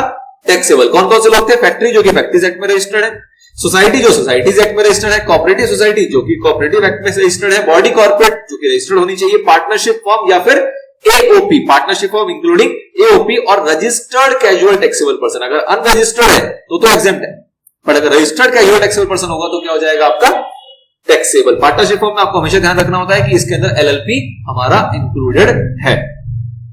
अच्छा जी, फिर हमने साथ ही में एक और चीज देखा था कि भैया जीटी अगर कुछ गवर्नमेंट टाइप के ऑर्गेनाइजेशन को सर्विसेज देता है तो वो भी क्या होता है, एग्जाम। तो भी क्या होता है, एग्जाम। लेकिन कुछ अच्छी अच्छी बातें इसके अंदर वो देखो क्या क्या, कि किसको सर्विस दिया, डिपार्टमेंट और एस्टेब्लिशमेंट ऑफ सीजी एसजीयूटी, इनके डिपार्टमेंट एस्टेब्लिशमेंट को, या फिर किसी लोकल अथॉरिटी को, या फिर किसी ऐसी गवर्नमेंट एजेंसी को जिसके पास रजिस्ट्रेशन है तो, लेकिन किसके लिए, सिर्फ और सिर्फ टीडीएस डिडक्ट करने के लिए है, वो कोई भी टैक्सेबल सर्विसेज सप्लाई नहीं करती, मतलब टैक्सेबल सप्लाईज वो नहीं करती है। ठीक है, तो government agency which has taken registration only for the purpose of deduction of tax under section 51 and not for making a taxable supply of goods और सर्विसेज, ये वाली चीज वो नहीं करती है, इसलिए उनको भी अगर जीडी की सर्विस मिलेगी तो क्या है, एग्जाम। चलिए जी, नेक्स्ट आया आपका बैंकिंग एंड फाइनेंशियल। इसके अंदर आपने क्या देखा कि कोई भी सर्विस दी जाएगी किसके द्वारा, आरबीआई के द्वारा, तो क्या है, एग्जाम। आरबीआई के द्वारा कोई भी सर्विस दी जाएगी तो क्या है, एग्जाम। इसमें क्लैरिफिकेशन आपने क्या देखी थी कि आरबीआई सर्विस दे रहा है तो एग्जाम है, आरबीआई अगर सर्विस लेगा तो वो टैक्सेबल, अनलेस कि वो एग्जाम सर्विस ले रहा हो, अदरवाइज वो क्या है, टैक्सेबल है। फिर आपने देखा था services by way of what, extending deposit, loans और एडवांसेस, जिसके बदले में आपको क्या मिल रहा है, इंटरेस्ट या फिर डिस्काउंट। तो इस टाइप की अगर कोई सर्विस दी जा रही है जिसके अंदर लोन्स वगैरह आप बांट रहे हो तो वो क्या है, आपका एग्जाम में आ जाता है। उसके बाद आपने देखा था सेल और परचेज ऑफ फॉरेन करेंसी, आपस में का मतलब कि बैंक आपस में परचेज कर रही है, कोई रजिस्टर्ड डीलर है वो आपस में अगर फॉरेन करेंसी का सेल या परचेज कर रहा है तो वो भी क्या है, आपका एग्जाम। उसके बाद आपने देखा था कि भैया एक आपका योजना शुरू हुआ था, प्रधानमंत्री जनधन योजना, इसके तहत जो बैंकिंग कंपनी है वो सर्विस दे रही होती है सेविंग बैंक्स का, इस योजना के तहत। तो योजना के तहत अगर सेविंग बैंक की सर्विस प्रोवाइड की जा रही है बैंकिंग कंपनी के द्वारा तो वो भी क्या है, आपका एग्जाम। नाउ एक और चीज आपने देखी थी कि भैया इंटरमीडिएट या कोई फाइनेंशियल सर्विस दे रहा है, सॉरी एक रह गया, इससे पहले ये क्या था कि अगर कोई ऑब्लिगेशन आप सेटलमेंट कर रहे हो जिसकी लिमिट बताई गई थी 2000 रुपए की, और किसके थ्रू कर रहे हो, अपने क्रेडिट कार्ड, डेबिट कार्ड या किसी ऐसे मोड से, तो उस टाइप की सर्विस आपको बेसिकली कौन दे रहा होता है, बैंक दे रहा होता है, कि आपको एक कैपेबिलिटी बना रहा है, कैपेबल कर रहा है उस कार्ड से कि आप सेटलमेंट कर सकते हो। और अगर सेटलमेंट आप अप टू 2000 का कर रहे हो, अप टू 2000 रुपीज का कर रहे हो ना सिंगल ट्रांजैक्शन, तो वो क्या है, आपका एग्जाम। उससे ज्यादा का होगा तो उसके ऊपर आपका जीएसटी लेवी हो जाएगा। फिर आपने देखा था कि अगर सर्विसेज प्रोवाइड की जा रही है इंटरमीडिएट ऑफ फाइनेंशियल सर्विसेज, मतलब ये कोई एक रजिस्टर्ड लोग है जो कि सर्विसेज दे रहे होते हैं, और कहां दे रहे होते हैं, आपके उन कस्टमर्स को जो कि लोकेटेड है आउटसाइड इंडिया, उनको अगर ये सर्विसेज दे रहे हैं फाइनेंशियल सर्विसेज, तो वो क्या है, आपकी एग्जाम। बेसिकली किस चीज की सर्विसेज थी वो देखो, services by an intermediate of financial services located in multi services SEZ with international financial service centre status to a customer, किसको सर्विस दे रहे हैं, customer located outside India, for किस चीज की, international financial services in currencies other than Indian rupees. तो INR के अलावा किसी और सर्विसेज, किसी और करेंसी के अंदर अगर सर्विस दे रहे हो किसी भी ऐसे व्यक्ति को जो कि इंडिया के बाहर है, लोकेटेड आउटसाइड इंडिया है, तो इस टाइप की सर्विसेज भी अगर कोई प्रोवाइड कर रहा है तो क्या है, एग्जाम। ये सारे लोग जो होते हैं जो इस टाइप की सर्विसेज दे रहे होते हैं, ऑब्वियसली वो क्या होंगे, रजिस्टर्ड होंगे अंडर डिफरेंट एक्ट्स, जो कि हमने पीछे डीप में देखा हुआ है। नाउ फिर लाइफ इंश्योरेंस की बात आई। लाइफ इंश्योरेंस के अंदर आपने क्या देखा था कि भैया मल्टीपल फंड्स हैं, मल्टीपल टाइप्स के फंड्स हैं जो कि जिनके तहत उनको क्या दी जाती है, लाइफ इंश्योरेंस की सर्विस। तो उस फंड्स के तहत अगर लाइफ इंश्योरेंस की सर्विस दी जाती है तो वो क्या होती है, आपकी एग्जाम। उसके अंदर पहला शुरू होता है आपका नेशनल पेंशन सिस्टम। तो नेशनल पेंशन सिस्टम के तहत अगर इंश्योरेंस की सर्विस दी जा रही है तो वो भी क्या है, आपका एग्जाम। उसके साथ आपने देखा था कि भैया इनके फंड्स है, इनके फंड्स है army, naval and air force group insurance fund. तो इस फंड के थ्रू अगर सर्विस दी जा रही है किसको, इनके ही मेंबर्स को, तो वो सर्विस भी आपकी क्या है, एग्जाम। लाइफ इंश्योरेंस की सर्विस है, इस फंड के थ्रू इनके मेंबर्स को दी जा रही है तो क्या हो जाएगा, वो एग्जाम। फिर आपने इसके अंदर नया पार्ट देखा था, वो क्या था कि सेंट्रल आर्म पुलिस फोर्स है, सेंट्रल आर्म पुलिस फोर्स है, इनका भी एक फंड है जिसको क्या नाम दिया गया था, central arm police force group insurance fund. तो ये भी अगर इस फंड के जरिए इनके मेंबर्स को अगर लाइफ इंश्योरेंस की सर्विस दी जा रही है तो वो क्या होगा, एग्जाम। इसके बाद क्या था आपका कि नवल ग्रुप इंश्योरेंस फंड से अगर उनके पर्सनल को दी जाएगी, पर्सनल ऑफ कोस्ट गार्ड को, तो वो भी क्या है, आपका एग्जाम। उसके बाद ये तो कुछ चीजें हो गई जो कि एक स्पेसिफाइड फंड या नेशनल पेंशन ट्रस्ट के थ्रू आपने लाइफ इंश्योरेंस बिजनेस की सर्विसेज दी है तो वो एग्जाम है। इसके अलावा कुछ लिस्ट ऑफ इंश्योरेंसेज बताए गए थे जिसको क्या कहा गया था कि सारे क्या है, आपके एग्जाम। इससे पहले देखो यहाँ पे ए वर्ड लिखा है, ए इसलिए लिखा है क्योंकि ए और बी को जोड़ा जाएगा। ए के अंदर क्या थे, कई सारे इंश्योरेंस स्कीम्स, कई सारी योजना के तहत इंश्योरेंस जिसको कि एग्जाम किया गया। बी के अंदर क्या आएगा आपका कि जनरल इंश्योरेंस है, कई सारी योजना के तहत जिनको क्या किया गया, एग्जाम किया गया। और ए और बी को जोड़ देंगे तो हमारा अगला पॉइंट आ जाएगा जिसके अंदर बात हो रही थी इन्हीं सबकी री इंश्योरेंस की, इन्हीं सबके री इंश्योरेंस की, कि अगर इनका री इंश्योरेंस की सर्विस भी दी जाएगी तो वो भी क्या है, एग्जेम्प्ट। कौन कौन सी स्कीम तो देखो इसमें समझने वाली ऐसी कोई खास बातें नहीं है, कुछ एक स्कीम्स है जिसके तहत है, एक बार रीड मार लेते हैं फटाफट से। जनश्री बीमा योजना है, आम आदमी बीमा योजना है, लाइफ माइक्रो इंश्योरेंस प्रोजेक्ट है as approved by the insurance regulatory and development of India, development authority of India, having maximum amount of cover of ₹2 lakh. तो ये आपको याद रखना है इस कवर के अमाउंट को, जो एक याद करने वाली चीज है कि भैया 2 लाख तक का अगर कवर मिल रहा है और इस टाइप का अगर इंश्योरेंस प्रोडक्ट अगर बेचा जा रहा है, उसकी सर्विस दी जा रही है, तो क्या है वो, एग्जेम्प्ट। उसके बाद वरिष्ठ पेंशन बीमा योजना आ गया, प्रधानमंत्री जीवन ज्योति बीमा योजना आ गया, प्रधानमंत्री जनधन योजना आ गया, प्रधानमंत्री वया वंदन योजना आ गया। तो इस टाइप से मल्टीपल योजनाएं आपको इसके बस नाम सुने सुने होनी चाहिए, ताकि एग्जाम में अगर ये सवाल आए तो आपको ये पता हो ये एग्जामिशन में है या नहीं। ठीक है जी। ऐसे फिर जनरल इंश्योरेंस बिजनेस के अंदर है, अगेन लीस्ट इंपॉर्टेंट एरिया है, बट कोई बात नहीं, कई सारे इसके अंदर इंश्योरेंस बताए गए हैं जिसके तहत अगर कई सारी योजनाएं, कई सारी स्कीम्स हैं जिसके तहत अगर आपने जनरल इंश्योरेंस की सर्विस दी है तो क्या होगा, एग्जेम्प्ट। हट इंश्योरेंस स्कीम है, झोपड़ियों का इंश्योरेंस, कैटल इंश्योरेंस अंडर स्वर्ण जयंती ग्राम स्वराज क्या है, स्वरोजगार योजना, scheme of insurance of tribals है, जनता पर्सनल एक्सीडेंट पॉलिसी एंड ग्रामीण accident policy, group personal accident policy for self employed woman, agriculture pumps and failed well insurance premium collected on export credit insurance, restructured weather based on crop insurance scheme approved by Government of India and implemented by Ministry of Agriculture. Now, Jan Arogya बीमा policy, प्रधानमंत्री फसल बीमा योजना, pilot scheme on seed crop insurance, central sector scheme on cattle insurance, universal health insurance you scheme, राष्ट्रीय स्वास्थ्य बीमा योजना, coconut palm insurance scheme, प्रधानमंत्री सुरक्षा बीमा योजना, Nirbhaya health insurance scheme implemented by the trust constituted under the provision of the national trust for the welfare of person with autism, cerebral palsy, mental retardation and multiple disabilities act 1999। और एक नया insert हुआ था, ये याद रखना जरूरी है, बंगला सहस्य बीमा।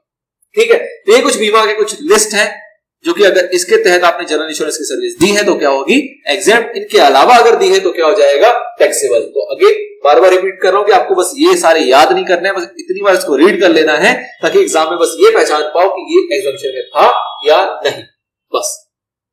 नाउ ए आया, बी आया, ए लाइफ इंश्योरेंस, बी आपका जनरल इंश्योरेंस, इन दोनों का ही अगर री इंश्योरेंस की सर्विस भी कोई दे रहा होगा इन योजना के तहत तो क्या हो जाएगा वो, exempt. Now services provided bye specified bodies हमने देखा था, इसके अंदर हमने कई सारी बॉडीज देखी थी जो कि अपने ही मेंबर्स को या अपने जो उन एक्ट्स के अंदर या उन प्रोविजन के अंदर कवर होते हैं उन लोगों को सर्विसेज देते हैं, तो वो क्या है हमारा, एग्जेम्प्ट। सबसे पहला था हमारा ESIC, employees state insurance corporation, ये उन लोगों को सर्विस दे रहे हैं जो कि इस एक्ट के अंदर गवर्न किए जाते हैं, तो क्या है हमारा, एग्जेम्प्ट। फिर हमने देखा था EPFO, employ provident fund organisation, ये अगर अपने ही उन मेंबर्स को, उन पर्संस को सर्विसेज दे रहे हैं जो कि इस EPFO एक्ट के अंदर कवर होते हैं, तो वो भी क्या है आपका, एग्जेम्प्ट। फिर आपने देखा था CMPFO, ये क्या था आपका, coal mines provident fund organisation, तो ये अपने पर्संस को सर्विसेज दे रहे हैं जो कि गवर्न होते हैं इस एक्ट के तहत, तो वो भी क्या है आपका, एग्जेम्प्ट। फिर NPS है आपका, नेशनल पेंशन स्कीम ट्रस्ट के तहत अगर उनके मेंबर्स को, जो भी उसके अंदर कंट्रीब्यूशन करते हैं, जो उसके मेंबर्स बने हुए हैं, उनको अगर सर्विसेज प्रोवाइड कर रहे हैं तो वो भी क्या है आपका, एग्जेम्प्ट। IRDAI जो होता है ऑब्वियसली अपने इंश्योरेंस, जो लोग इंश्योरेंस लेते हैं वो इंश्योरर है और उनको सर्विसेज प्रोवाइड करता है हमारा IRDAI, तो वो भी क्या है आपका, एग्जेम्प्ट। सेबी है जो मल्टीपल टाइप की सर्विसेज प्रोवाइड करता है ताकि वो सभी लोगों को, जो भी इन्वेस्टर्स वगैरह हैं, उन लोगों को क्या कर सके, प्रोटेक्शन प्रोवाइड कर सके और उनको प्रमोट कर सके, उनको जागरूक कर सके, उनको बता सके किस तरीके से ट्रेडिंग करनी चाहिए, किस तरीके से सिक्योरिटीज होती है, किस तरीके से आप इन्वेस्ट कर सकते हो, ब्ला ब्ला। तो इस टाइप की मल्टीपल सर्विसेज कौन प्रोवाइड करता है, सेबी प्रोवाइड करता है, तो वो भी क्या है आपका, एग्जेम्प्ट। तो ये स्पेसिफाइड बॉडीज का कवर हो गया। पेंशन स्कीम में दो छोटी छोटी बातें थी कि भैया इनके थ्रू अगर कलेक्शन हो रहा है कंट्रीब्यूशन का तो वो क्या है आपका, एग्जेम्प्ट, जिसके अंदर अटल पेंशन योजना आ गया और any pension scheme of state government, तो कोई भी पेंशन स्कीम होगा और इसके थ्रू अगर कलेक्शन की सर्विस दी जा रही है, कलेक्शन ऑफ कंट्रीब्यूशन की सर्विस दी जा रही है, तो वो क्या था आपका, exempt. Business facilitator important area है, बिजनेस फैसिलिटेटर या फिर जो कोरेस्पोंडेंट है ये आपका इंपॉर्टेंट एरिया के अंदर आया। इसके अंदर आपने क्या देखा था कि अगर बिजनेस फैसिलिटेटर या फिर बिजनेस कोरेस्पोंडेंट की सर्विस दी जा रही है बैंकिंग कंपनीज को ताकि उनकी हेल्प हो सके कहां पे, रूरल एरियाज के अंदर, तो वो क्या है आपका, एग्जेम्प्ट। कोई इंटरमीडियरी है वो सर्विस दे रहा है किसको, बिजनेस फैसिलिटेटर को या फिर बिजनेस कॉरेस्पोंडेंट को, अगेन उसी पर्पस के लिए ताकि ऑपरेट कर सके बैंक कहां पे, रूरल एरिया के अंदर, तो वो भी आपका एग्जेम्प्ट है। और फिर तीसरा था हमारा कि बिजनेस फैसिलिटेटर या फिर बिजनेस कॉरेस्पोंडेंट जो है वो सर्विस दे रहा है इंश्योरेंस कंपनी को, काहे, ताकि वो ऑपरेट कर सके, सर्विस प्रोवाइड कर सके कहां पे, रूरल एरिया के अंदर, तो वो भी क्या है आपका एग्जेम्प्ट। तो ये 3 पॉइंट है जो आपको समझना था, which covers under exemption. Important है लेकिन ये, ठीक है, इंपॉर्टेंट पार्ट है। अगला आया सर्विसेज प्रोवाइडेड टू गवर्नमेंट। अब यहां पर गवर्नमेंट को सर्विस दे रहा है, अभी तक पीछे हमने देखा था सर्विसेज प्रोवाइडेड बाय गवर्नमेंट, ये आ रहा है सर्विसेज प्रोवाइडेड टू गवर्नमेंट। तो कौन कौन सी सर्विसेज है जो कि गवर्नमेंट को दी जाएंगी और वो एग्जेम्प्ट हो जाएगी। तो हमने इसके अंदर देखा था क्या कि जो पंचायत है, म्युनिसिपैलिटी है, उनको कई सारे फंक्शंस दिए गए हैं परफॉर्म करने के लिए, वो जो उस फंक्शन को परफॉर्म करते हुए सर्विस दे रही है वो भी एग्जेम्प्ट है, और उनको परफॉर्म करने के लिए अगर किसी से आपको सर्विसेज लेनी पड़ेगी तो वो भी क्या हो जाएगी आपकी एग्जेम्प्ट। एग्जांपल था आपका जैसे रोड कंस्ट्रक्ट करने के लिए सर्विस ले रहे हैं, सफाई करवाने के लिए सर्विस ले रहे हैं, कंस्ट्रक्शन के लिए कोई सर्विस ले रहे हैं, तो इस टाइप की सर्विस, अगर कोई रिपेयर एंड मेंटेनेंस की सर्विस ले रहे हैं किसी थर्ड पार्टी से, तो वो सर्विस ले रहे हैं काहे के लिए, जो फंक्शंस दिए गए परफॉर्म करने के लिए उसको पूरा करने के लिए वो किसी से सर्विस लेंगे तो क्या माना जाएगा, एग्जेम्प्ट। बाकी कंडीशन इसके अंदर क्या थी कि भैया वो प्योर सर्विसेज होना चाहिए। प्योर सर्विसेज का मतलब उसके अंदर गुड्स का पोर्शन नहीं होना चाहिए। फिर कंडीशन एक और आई थी कि कंपोजिट सप्लाई भी हो सकता है, मतलब गुड्स और सर्विसेज दोनों भी हो सकते हैं, लेकिन शर्त क्या थी कि जो गुड्स का पोर्शन होगा वो 25% से ज्यादा नहीं होना चाहिए of the total composite supply, ठीक है। तो नॉट मोर देन 25% अगर गुड्स इन्वॉल्व होगा तो भी चल जाएगा, एग्जेम्पशन की कैटेगरी में आ जाएगा, in case of what, composite supply, जहां सर्विसेज भी है और गुड्स भी है। जैसे एग्जांपल देखा था कि उसने अगर इलेक्ट्रिसिटी लाइट्स जो होते हैं आपके, रोड लाइट्स वगैरह, स्ट्रीट लाइट्स जो होते हैं, उसकी अगर मेंटेनेंस की किसी को सर्विस देती है तो ऑब्वियस सी बात है वो सर्विस भी देगा वहां पे, और हो सकता है कि कुछ एक आधा लाइट्स वगैरह वो चेंज भी करेगा। तो गुड्स इन्वॉल्व तो है, बस आपको क्या देखना है कि 25% से ज्यादा नहीं होना चाहिए। अगर 25% से नीचे रहेगा तो एग्जेम्प्ट है। फिर आपने देखा था फेयर प्राइस शॉप्स जो होते हैं वो सर्विसेज देते हैं गवर्नमेंट को। फेयर प्राइस शॉप का मतलब क्या हो गया, जो पब्लिक डिस्ट्रीब्यूशन सिस्टम के तहत काम करते हैं, राशन को बांटने का, केरोसिन ऑयल को बांटने का, तो इस टाइप की जो फेयर प्राइस शॉप्स होते हैं वो भी सर्विस दे रहे होते हैं कहीं ना कहीं गवर्नमेंट को, और वो सर्विसेज क्या है आपकी एग्जेम्प्ट। फिर आपने क्या देखा था कि इंश्योरेंस जो होते हैं, कई सारे इंश्योरेंस स्कीम के तहत इंश्योरेंस कराया जाता है गवर्नमेंट का। गवर्नमेंट का मतलब कि गवर्नमेंट के प्रीमाइसेस का, गवर्नमेंट के एसेट्स वगैरह का इंश्योरेंस किया जाता है, जिसका कंट्रीब्यूशन जो है, जो प्रीमियम इंश्योरेंस प्रीमियम वो कौन पे करती है, गवर्नमेंट पे करती है, तो उसको भी क्या रखा गया है, जीएसटी से बाहर। फिर आपने देखा था क्या कि कई सारे स्कीम्स के तहत जो लोग ट्रेनिंग प्रोवाइड करते हैं गवर्नमेंट को, लाइक गवर्नमेंट ने कोई स्कीम लॉन्च करी स्पोर्ट्स से रिलेटेड, कराटे वगैरह से रिलेटेड या किसी भी इस टाइप से रिलेटेड अगर कोई स्कीम लॉन्च करी है और उस स्कीम के तहत अगर कोई सर्विसेज प्रोवाइड कर रहा है गवर्नमेंट को ट्रेनिंग वगैरह की, तो वो भी क्या है आपका एग्जेम्प्ट। उसके बाद आपने जीएसटी का एग्जांपल देखा था कि जीएसटी बेसिकली एक कंपनी है जो कि जीएसटी को इंप्लीमेंटेशन वगैरह की सर्विसेज देती है, सही से स्मूथली काम हो सके इस टाइप की सर्विस देती है, किसको, गवर्नमेंट को, स्टेट गवर्नमेंट को, यूनियन टेरिटरी को, तो वो भी क्या है आपका एग्जेम्प्ट। तो ये सारी चीजें वो देखी थी आपने जिसके अंदर सर्विस दी जा रही है किसको, गवर्नमेंट को, और वो भी क्या है आपकी एग्जेम्प्ट। फिर लीजिंग सर्विसेज के अंदर आपने दो बातें देखी थी। दो बातें में क्या था कि भैया अपफ्रंट अमाउंट होता है जो लीज के केस में दिया जाता है, लीज के केस में अपफ्रंट अमाउंट दिया जाता है, किसको दिया जाता है, गवर्नमेंट को। अगर गवर्नमेंट सब कोई लॉन्ग टर्म लीज ले रहे हैं तो उसके केस में हम अपफ्रंट अमाउंट देते हैं, और उस अमाउंट को भी क्या रखा गया, जीएसटी से बाहर। शर्त बस ये थी क्या कि जो लीज की सर्विस प्रोवाइड कर रहा है वो कौन करना चाहिए, गवर्नमेंट करेगी, या फिर कोई ऐसी एंटिटी जिसके अंदर 20% से ज्यादा क्या होनी चाहिए, गवर्नमेंट का होल्ड होना चाहिए, गवर्नमेंट का होल्ड होना चाहिए, ऑनरशिप होना चाहिए 20% या उससे ज्यादा। तो उस केस में क्या हो जाएगा आपका एग्जेम्पशन आपको मिल जाएगी उस अपफ्रंट अमाउंट के ऊपर। और दूसरा आपने इसके अंदर क्या देखा था कि एक कंपनी है इंडियन रेलवे फाइनेंशियल कॉर्पोरेशन, जो कि एसेट्स को लीज करके देती है किसको, इंडियन रेलवे को। जिसके अंदर आपने देखा था कि जो ट्रेन के डब्बे वगैरह होते हैं, कोचेस वगैरह होते हैं, वो लीज पे देती है किसको, इंडियन रेलवे को। कौन देती है, इंडियन रेलवे फाइनेंशियल कॉर्पोरेशन। तो वो भी क्या है आपका एग्जेम्प्ट। इस टाइप की लीज जो होगी वो भी क्या है आपकी exempt. Legal services important area है। इसके अंदर आपने क्या देखा था कि भैया 3 टाइप की सर्विसेज अगर दी जाएंगे 3 टाइप के लोगों को, तो वो क्या हो जाती है आपकी एग्जेम्प्ट। चाहे कोई भी दे, कोई भी का मतलब कि चाहे वो आर्बिट्रेट ट्रिब्यूनल सर्विस दे, या फिर वो पार्टनरशिप फर्म या इंडिविजुअल एडवोकेट दे, या फिर वो सीनियर एडवोकेट दे, तीनों में से कोई भी देंगे, इन 3 लोगों को सर्विसेज तो क्या है वो आपकी एग्जेम्प्ट। कौन से 3 लोग, कोई भी पर्सन लेकिन वो बिजनेस एंटिटी नहीं होना चाहिए। उसके बाद कोई भी ऐसी बिजनेस एंटिटी जिसका जो टर्नओवर है वो कितना होना चाहिए, जब तक कि उसको एलिजिबिलिटी है एग्जेम्पशन फ्रॉम रजिस्ट्रेशन की, तब तक का अगर उसका टर्नओवर है तो बिजनेस एंटिटी भी होगी, तभी वो क्या हो जाएगी एग्जेम्प्ट। शॉर्ट में कह सकते हो छोटी वाली बिजनेस एंटिटी, छोटी वाली बिजनेस एंटिटी। और तीसरा था आपका central government, state government, union territory, local authority, government agency और गवर्नमेंट एंटिटी। तो इन सभी को भी अगर सर्विस दी जा रही है किसी भी एडवोकेट फर्म या फिर सीनियर एडवोकेट या फिर आर्बिट्रेट ट्रिब्यूनल के द्वारा, तो क्या है वो एग्जेम्प्ट। फिर इसके अलॉन्ग विद दैट एक एडिशनल प्रोविजन इसके अंदर ये आया था कि भैया एक फॉर्म अगर दूसरे फॉर्म को भी लीगल सर्विस देगी तो भी एग्जेम्प्ट है, एक इंडिविजुअल एडवोकेट दूसरे इंडिविजुअल एडवोकेट को भी देगा तो एग्जेम्प्ट है, बस उसमें क्या नहीं होना चाहिए, सीनियर एडवोकेट नहीं होना चाहिए।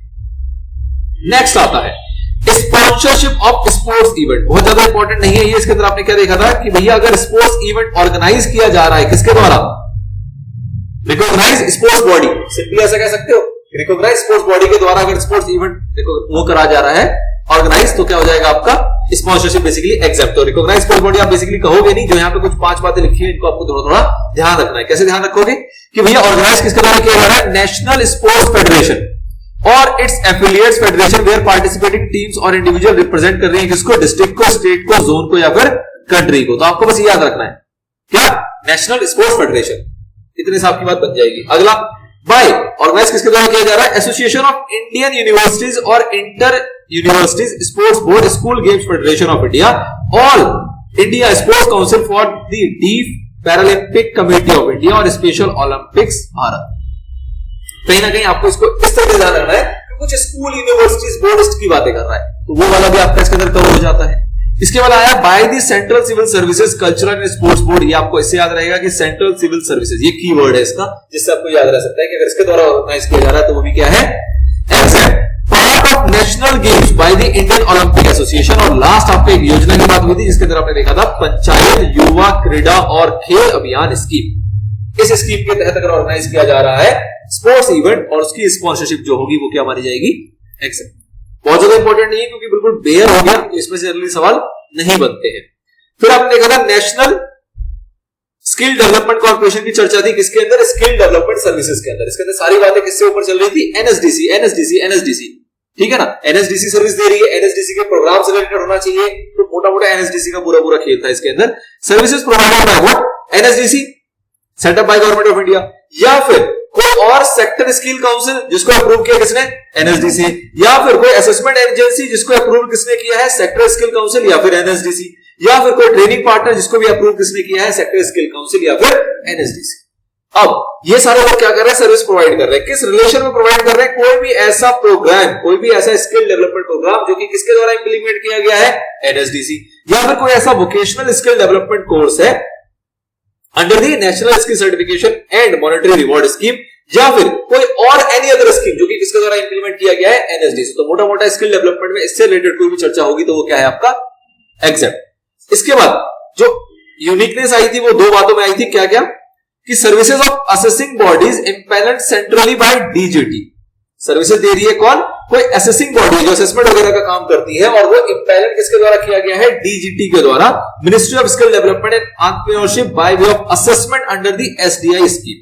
मुद्दा क्या है कि अगर कोई असेसमेंट की बॉडी है और वो सर्विसेज प्रोवाइड कर रही है ऑब्वियसली किसके अंदर, मिनिस्ट्री ऑफ स्किल डेवलपमेंट के अंदर, तो वो भी क्या है आपका एग्जाम सर्विस। और लास्ट आ रहा था आपका services provided by training providers, कौन, ट्रेनिंग प्रोवाइडर्स है, सर्विसेज दे रहे हैं किस फॉर्म में, जो वोकेशनल स्किल्स वगैरह होते हैं, वोकेशनल कोर्सेज वगैरह होते हैं, उसको वो ट्रेनिंग के रूप में इंप्लीमेंट कर रहे हैं और लोगों को किसी स्कीम के तहत क्या कर रहे हैं, ट्रेन कर रहे हैं। तो इस टाइप की अगर सर्विसेज होंगी तो भी क्या है, exam. So services provided by training providers, project implementation agency under DDU-GKY implemented by Ministry of Rural Development GY by way of offering, किसके थ्रू, offering skill और vocational training course certified by National Council of Vocational Training। मतलब क्या हुआ कि भैया NCVT के द्वारा certify है, क्या कोई ट्रेनर है वो क्या कर रहा है, कोई कोर्स बना रहे हैं और उस कोर्स को क्या कर रहे हैं, इसके द्वारा सर्टिफाई करा रहे हैं और उस कोर्स को क्या कर रहे हैं, मार्केट में स्किल डेवलपमेंट के लिए यूज कर रहे हैं, उस कोर्स के तहत लोगों को एजुकेट कर रहे हैं, लोगों को नॉलेज प्रोवाइड कर रहे हैं। तो इस टाइप का अगर कोई ट्रेनिंग प्रोवाइडर होगा और वो जो सर्विस दे रहा होगा वो भी क्या होगा, एग्जाम। मतलब क्या है, जो आपका जो कोर्स होगा वो किसके द्वारा अप्रूव होना चाहिए, एनसीवीटी के द्वारा आपका अप्रूव कोर्स होना चाहिए, और जो व्यक्ति होगा वो भी क्या होना चाहिए, किसी स्कीम के अंदर काम कर रहा हो, किसी स्कीम के अंदर काम कर रहा हो। फिर आपने देखा था इसमें आर्टिस्ट वाली बात, ये इंपॉर्टेंट है, ये एग्जाम के लिए इंपॉर्टेंट है, परफॉर्मेंस बाय एन आर्टिस्ट। तो इसके अंदर आपने क्या देखा था कि services by an artist bye way of performance in, 2 चीजें थी, फोक और क्लासिकल आर्ट, फोक और क्लासिकल आर्ट, इन 2 फॉर्म में ही आपको सर्विसेज प्रोवाइड करनी है। और उसके अंदर 3 अलग चीजें क्या थी, art forms of music, dance and theatre. तो म्यूजिक भी कैसा होना चाहिए, फोक या क्लासिकल, डांस भी कैसा होना चाहिए, फोक या क्लासिकल, थिएटर भी कैसा होना चाहिए, फोक या क्लासिकल। ये जब कंडीशन फुलफिल हो जाएगी तो फिर आपको क्या देखना है कि जो आपने सर्विसेज दी उसका कंसिडरेशन जो आपको मिल रहा है वो कितना होना चाहिए, 1,50,000 रुपए से कम, तो ही क्या माना जाएगा एग्जेम्प्ट, अदरवाइज क्या हो जाएगा टैक्सेबल। साथ ही में इसमें क्लासिफिकेशन क्या थी, क्लैरिफिकेशन क्या थी कि अगर आप ब्रांड एम्बेसडर की सर्विस अगर आप प्रोवाइड कर रहे हो, अगर आप ब्रांड एम्बेसडर की सर्विस प्रोवाइड कर रहे हो तो उस केस में आपको एग्जेम्पशन नहीं मिलेगी, वो सारा क्या हो जाएगा टैक्सेबल। नेक्स्ट आता है right to admission to various events. अब इन जगहों पे अगर आपको एडमिशन चाहिए तो उसको क्या माना जाएगा एग्जेम्प्ट। साथ ही में कुछ कंडीशंस भी जहां पे अमाउंट की फिगर बताई गई थी, कितने की, 500 रुपीज की, कितने की, 500 से कम की अगर फीस आपको देनी पड़ती है, 500 से कम की अगर आपको टिकट पे करना पड़ रहा है तो वो भी क्या है एग्जेम्प्ट। उससे ज्यादा हो जाएगा तो क्या हो जाएगा टैक्सेबल। कहां कहां पे एडमिशन की बात हो रही थी, museum, national park, wild life sanctuary, tiger reserve और जू, इन जगहों पर अगर आपको एडमिशन चाहिए उसके लिए आपको फीस देनी पड़ेगी, तो वो क्या है आपका एग्जेम्प्ट पूरा पूरा।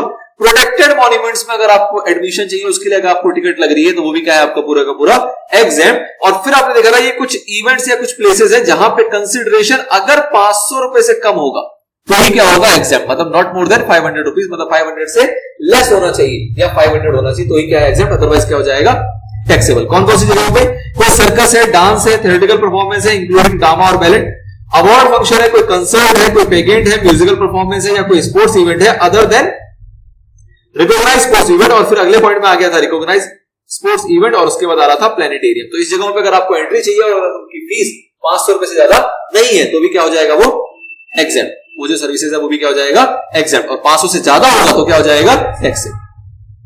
अगला आ रहा था अनइनकॉर्पोरेटेड बॉडीज, बहुत इंटरेस्टिंग था यार अभी कि भैया अनइनकॉर्पोरेटेड बॉडी अगर सर्विसेज दे रही होंगी अपने ही मेंबर्स को तो क्या माना जाएगा एग्जेम्प्ट। इसको दो टर्म है यहाँ पे, अनइनकॉर्पोरेटेड बॉडीज भी है और नॉन प्रॉफिट एंटिटीज भी है। अगर ये अपने मेंबर्स को सर्विसेज प्रोवाइड कर रही है तो क्या है एग्जेम्प्ट। 3 कैटेगरी थी इसके अंदर। पहली कैटेगरी थी क्या कि अगर ट्रेड यूनियन के थ्रू दिया जा रहा है और एग्जेम्प्ट एक्टिविटी दी जा रही है तो वैसे ही वो एग्जेम्प्ट है। दूसरा था क्या कि कोई हाउसिंग सोसाइटी या आरडब्ल्यू है वो अपने मेंबर्स को सर्विसेज दे रही है जो कि कॉमन यूज के लिए होती है और उसके अंदर वो चार्ज कर रही है कितना 7,500 से कम पर मंथ पर मेंबर, तो क्या है वो आपका एग्जेम्प्ट। ठीक है, तो अप टू अमाउंट ऑफ 7,500 पर मंथ पर member for sourcing of goods और services from third party for common use of its member in a housing society residential complex. ये वाला पॉइंट आया था। फिर तीसरा जो था उसके अंदर क्या बात थी कि ये जो एंटिटी है ये क्या कर रही है, एक्टिविटीज कर रही है related to welfare of industrial या एग्रीकल्चर लेबर और फार्मर, नंबर 1। और दूसरा क्या था आपका, प्रमोशन कर रही है इन फील्ड्स के अंदर, इन फील्ड्स के अंदर प्रमोशन की एक्टिविटी कर रही है, प्रोफेशन की सर्विसेज वगैरह दे रही है और अपने मेंबर से चार्ज करेंगे कितना 1,000 रुपए पर मेंबर पर ईयर। यहाँ पे पर मंथ नहीं है, पर ईयर है, मतलब 1 साल के अंदर एक मेंबर से अगर आप 1,000 रुपए तक चार्ज कर रहे हो और इस टाइप की सर्विसेज दे रहे हो जो कि वेलफेयर या फिर प्रमोशन से रिलेटेड है तो भी क्या हो जाएगा वो एग्जेम्प्ट। तो हाउसिंग सोसाइटी वाला ज्यादा इंपॉर्टेंट एरिया था और बाकी फर्स्ट और थर्ड वाला तो नॉर्मल सा है। फिर अदर एग्जेम्प्ट सर्विसेज आते हैं जिसके अंदर बची कुछ सारी बातों को डाल दिया गया था। पहला इसके अंदर आता था transfer of going concern. Important चीज दो ही थी कि या तो गोइंग कंसर्न पूरा ट्रांसफर होना चाहिए या फिर इंडिपेंडेंटली पार्ट्स में होना चाहिए। मतलब अगर पार्ट्स में कर रहे हो तो वो इंडिपेंडेंट पार्ट्स होने चाहिए, आपस में रिलेटेड नहीं होने चाहिए, तो वो क्या है एग्जेम्प्ट। फिर आपने देखा था फीफा का बाई और टू, मतलब कि कोई भी सर्विसेज फीफा के द्वारा प्रोवाइड की जा रही है या फिर फीफा को सर्विसेज दी जा रही है, दोनों के दोनों एग्जेम्प्ट है। शर्त क्या थी कि भैया डायरेक्टर स्पोर्ट्स को क्या करना पड़ेगा, सर्टिफाई कि जो भी ये सारी सर्विसेज है ये इन रिलेशन टू फीफा ही है। अगर सर्टिफाई हो जाएगा तो सारा का सारा क्या है वो एग्जेम्प्ट। नाउ अगला था यहाँ पे services associated with transit cargo, जो कि कहां का है, नेपाल या भूटान का है, तो उस केस में भी आपका जो सर्विसेज है वो एग्जेम्प्ट है। रेंटिंग ऑफ रेजिडेंशियल ड्वेलिंग, आप पहले से बचपन से पढ़ते आ रहे हो कि अगर घर के लिए रहने के पर्पस के लिए अगर रेंटिंग की जा रही है तो वो क्या होता है आपका एग्जेम्प्ट। होटल वगैरह आपने देखा था कि भैया होटल या गेस्ट हाउस वगैरह जो होते हैं उसके अंदर एग्जेम्प्ट माना जाएगा कब तक, जब तक वो बिलो या इक्वल टू कितना है 1,000 रुपीज, बिलो या इक्वल टू कितना है 1,000 रुपीज पर डे। अगर उससे ज्यादा चार्ज करोगे तो टैक्सेबल हो जाएगा, लेकिन अगर कोई होटल गेस्ट हाउस या कोई भी इस टाइप की फैसिलिटी आपको लॉजिंग की दे रहा है और वो आपसे चार्ज कर रहा है 1,000 रुपए या उससे कम तो क्या है एग्जेम्प्ट। 1,000 से ज्यादा होगा तो क्या हो जाएगा टैक्सेबल। अमेंडमेंट वाला पार्ट क्या था 1,000 रुपए की, 1,000 रुपए भी कोई चार्ज करेगा तो क्या है वो एग्जेम्प्ट। ठीक है, ये नया पार्ट इसके अंदर था। उसके बाद आपने देखा था हायरिंग का। हायरिंग वाला बड़ा इंटरेस्टिंग है, ये भी इंपॉर्टेंट है क्या कि अगर हायरिंग की सर्विस दी जा रही है किसको, एसटीयू को, स्टेट ट्रांसपोर्ट अंडरटेकिंग को, तो उसके अंदर भी अगर हायरिंग की, मतलब सपोज आपको कोई व्हीकल है वो आप हायर पे दे रहे हो, किसको दे रहे हो, एसटीयू को दे रहे हो और उस व्हीकल की कैपेसिटी कितनी होनी चाहिए, मोर देन 12 पैसेंजर्स, तो उसके इसमें वो क्या हो जाएगा एग्जेम्प्ट। एसटीयू आपने समझा था, एसटीयू बेसिकली क्या होता है, जो रिस्पॉन्सिबल होते हैं स्टेट्स के अंदर ट्रांसपोर्टेशन की फैसिलिटी देने के लिए। तो इस टाइप की अगर कोई एसटीयू है, उसको सर्विस अगर मिल रही है किसी के द्वारा, तो वो सर्विस क्या मानी जाएगी? एग्जेम्प्ट। कंडीशन 12 पैसेंजर की है। फिर आपने देखा था लोकल अथॉरिटी के केस में भी अगर हायरिंग पे दी जा रही है तो भी एग्जेम्प्ट है, लेकिन यहाँ पे कौन सी व्हीकल होनी चाहिए? Electronically operated vehicle. और पैसेंजर की कैपेसिटी अगेन कितनी है? More than 12। उसके बाद आपने देखा था जीटीए। अगर कोई व्हीकल हायर पे दे रहा है किसी जीटीए को, क्योंकि ऑब्वियसली आगे क्या करेगा? गुड्स ट्रांसपोर्ट की फैसिलिटीज देगा। तो अगर कोई व्यक्ति अपनी व्हीकल को जीटीए को दे रहा होता है तो भी क्या है? वो आपका एग्जेम्प्ट। क्योंकि एक अच्छा पॉइंट था और इंपॉर्टेंट पॉइंट था, क्योंकि हमें याद होता है कि जीटीए सर्विस दे रहा होता है तो टैक्सेबल है, लेकिन अगर जीटीए को कोई व्हीकल दे रहा है रेंट पे तो वो क्या हो जाएगा? आपका एग्जेम्प्ट। ये याद रखने वाली चीज है।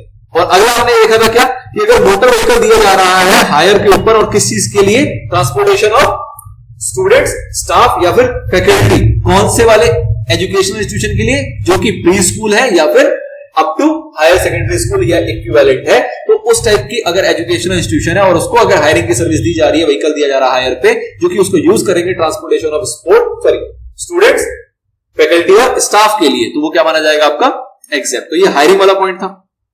फिर आपने देखा था टोल चार्जेस, चाहे वो आप रेगुलर बेसिस पे दे रहे हो चाहे वो एनुअलिटी बेसिस पे दे रहे होगे, अगर आप टोल चार्जेस पे करते हो रोड्स या ब्रिजेस को एक्सेस करने के लिए, तो वो टोल चार्जेस भी क्या है? आपका जीएसटी के बाहर। फिर आपने देखा था ट्रांसमिशन या डिस्ट्रीब्यूशन ऑफ इलेक्ट्रिसिटी। इसके अंदर क्या बात आ रही थी? जो इलेक्ट्रिसिटी कंपनीज वगैरह है वो इलेक्ट्रिसिटी को ट्रांसमिट करने के लिए, डिस्ट्रीब्यूट करने के लिए, आपके घर तक पहुंचाने की जो सर्विस देती है वो एग्जेम्प्ट है। ध्यान देने वाली बात क्या थी कि इसके अलावा कोई भी सर्विस अगर देता है आपका इलेक्ट्रिसिटी कंपनी, तो वो क्या है? टैक्सेबल। जैसे मीटरिंग चेंज वगैरह करना है या किसी भी प्रकार की और कोई सर्विस दे रहा है इलेक्ट्रिसिटी कंपनी, तो वो सारी टैक्सेबल थी, सिवाय डिस्ट्रीब्यूशन ऑफ इलेक्ट्रिसिटी या ट्रांसमिशन ऑफ इलेक्ट्रिसिटी।